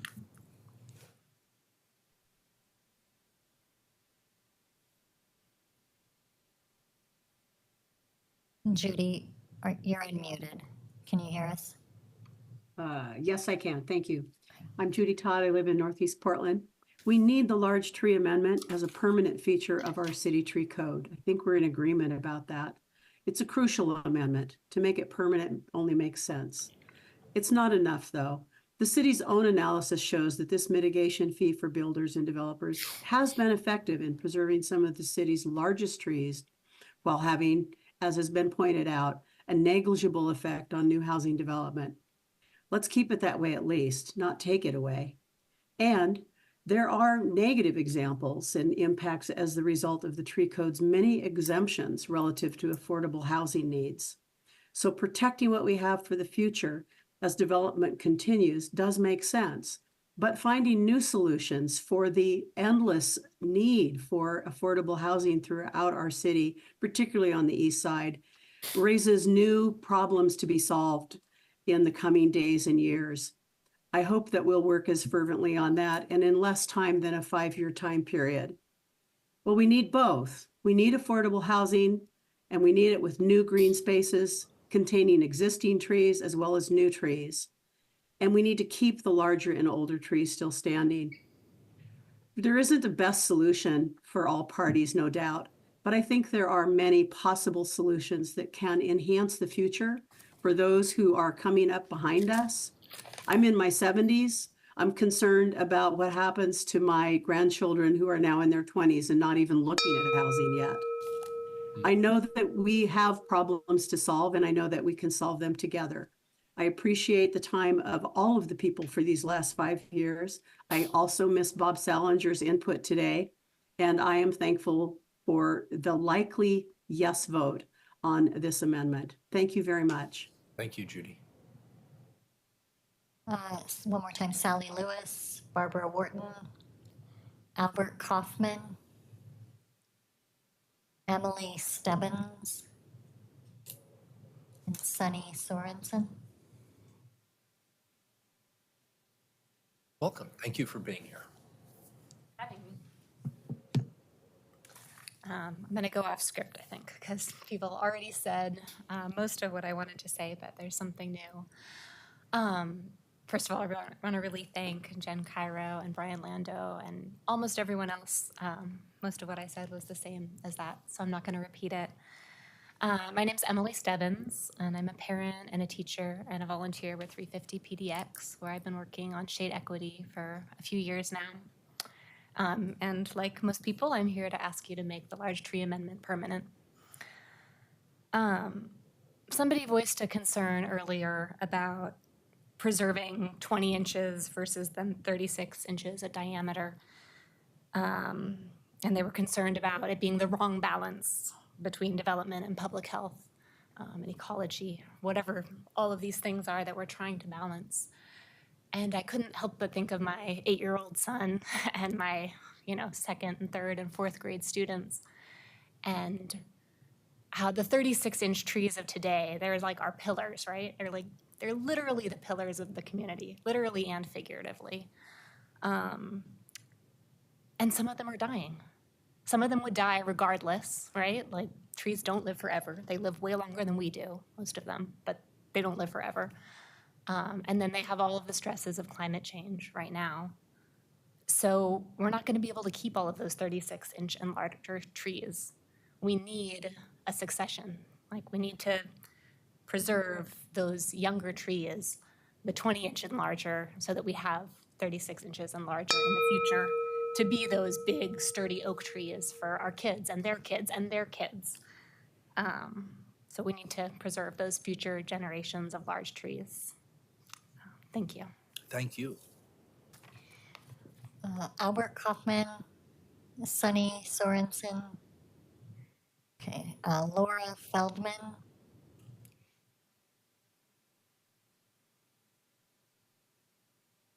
Laura, you're muted. There you go. Can you hear us? Good afternoon. My name is Laura Feldman. I live in the Portsmouth neighborhood, and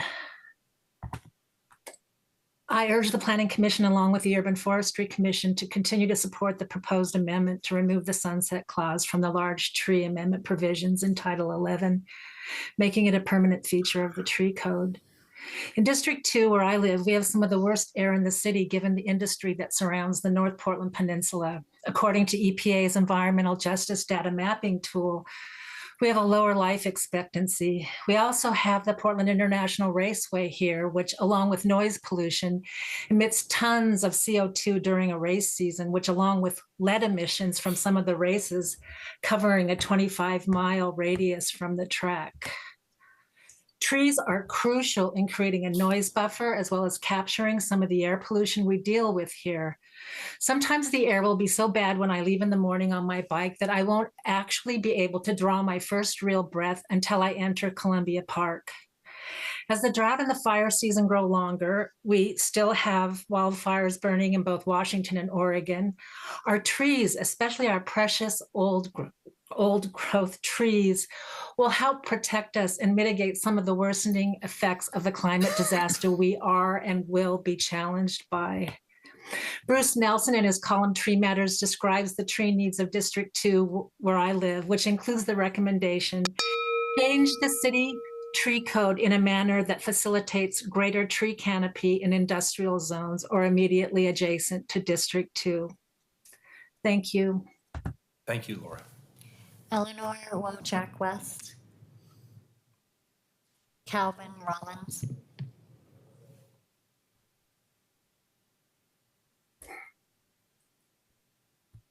Calvin, you're muted. I think Laura's here as well. Hello. Oh, go ahead.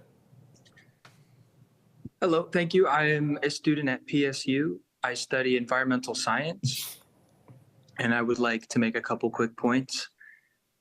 What better example of protecting a tree than the PSU campus library?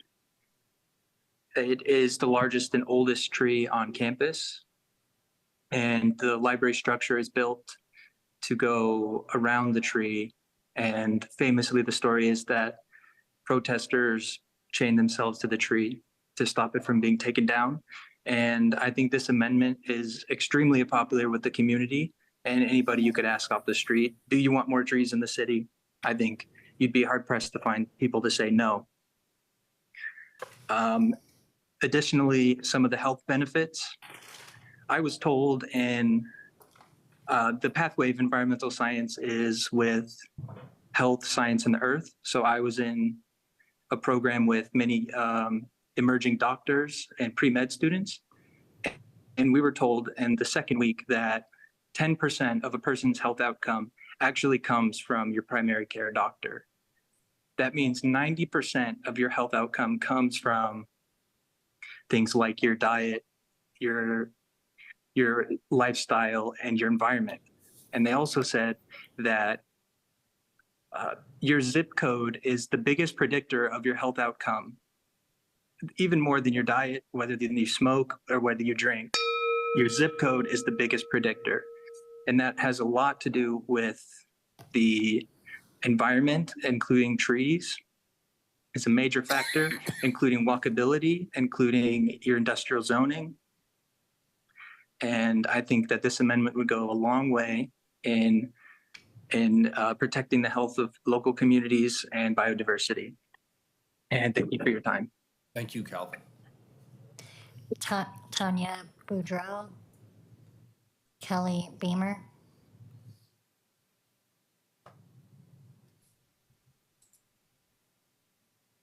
Kelly, can you hear us?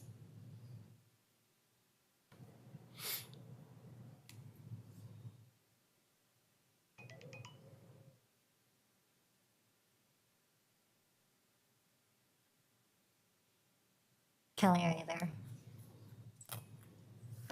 I am here. Just starting my video is not working.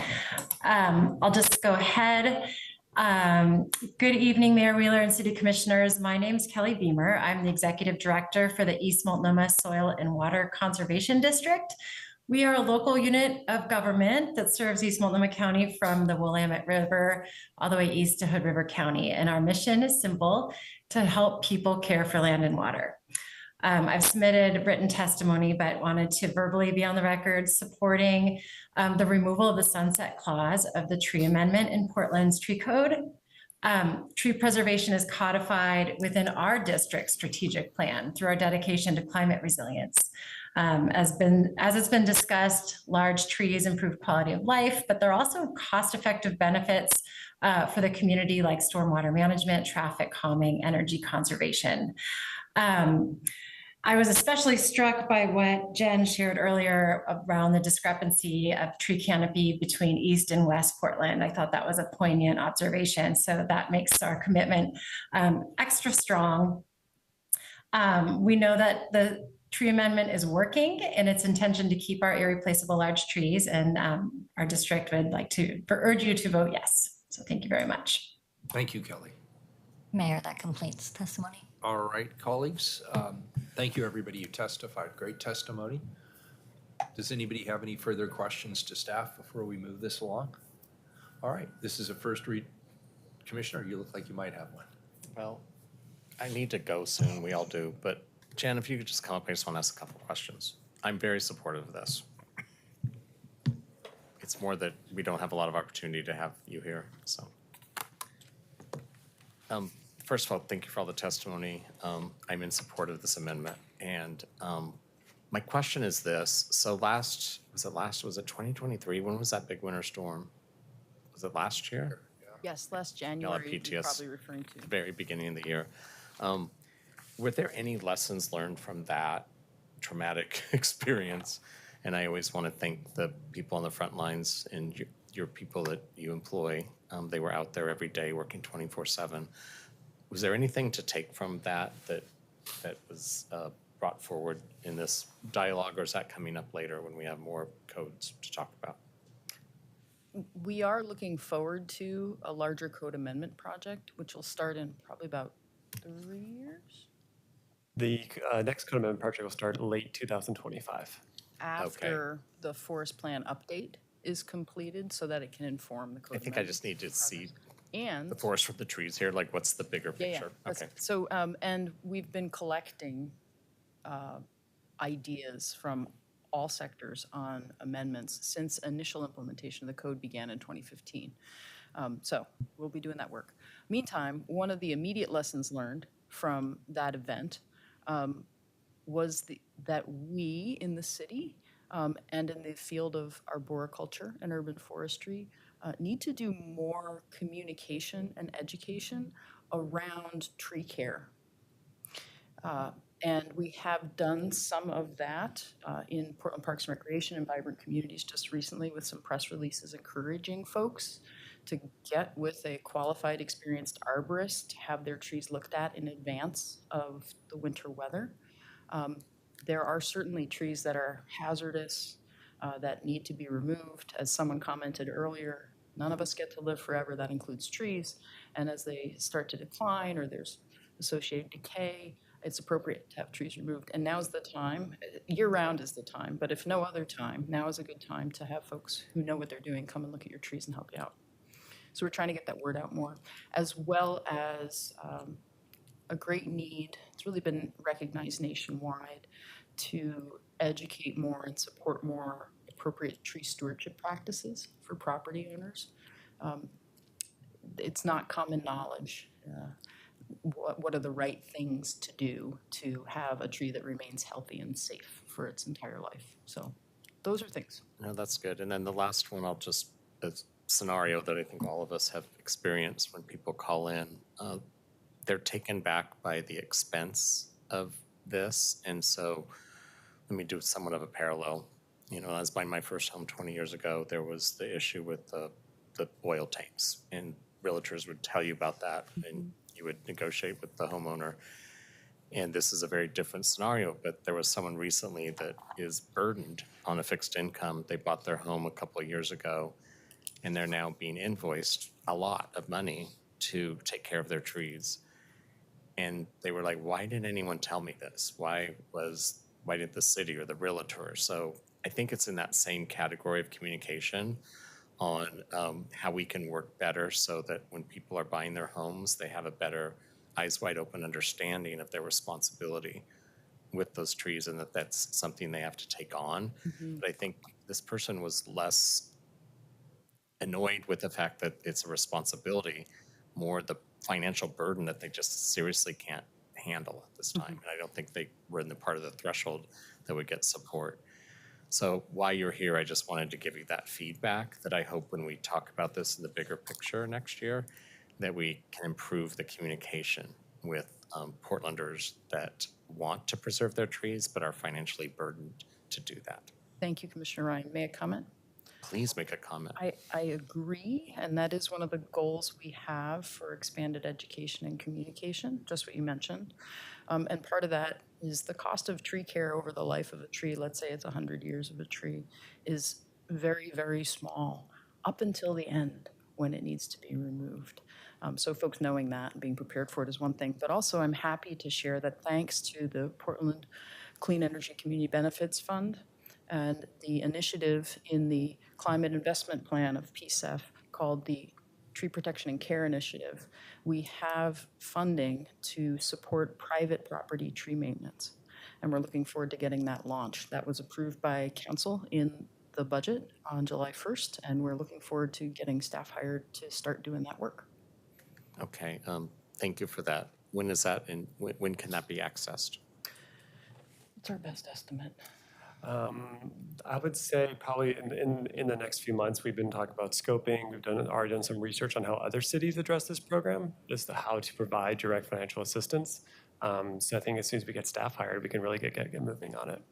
Staff, if you're still here, let's take note of that, and maybe the 2 constituents that have called in the last 3 months, we could communicate with them and then pass them off to you to see if they qualify. Yes, we would be happy to talk with them at trees@portlandoregon.gov or 503-823-TREE 8733. Sounds good. Anyway, great work. I'm glad this finally came to the dais. Yeah. Thank you, Commissioner. Thanks. All right, thank you, everybody. Excellent presentation, great testimony. This is a first reading of a non-emergency ordinance. It moves to second reading. We are adjourned.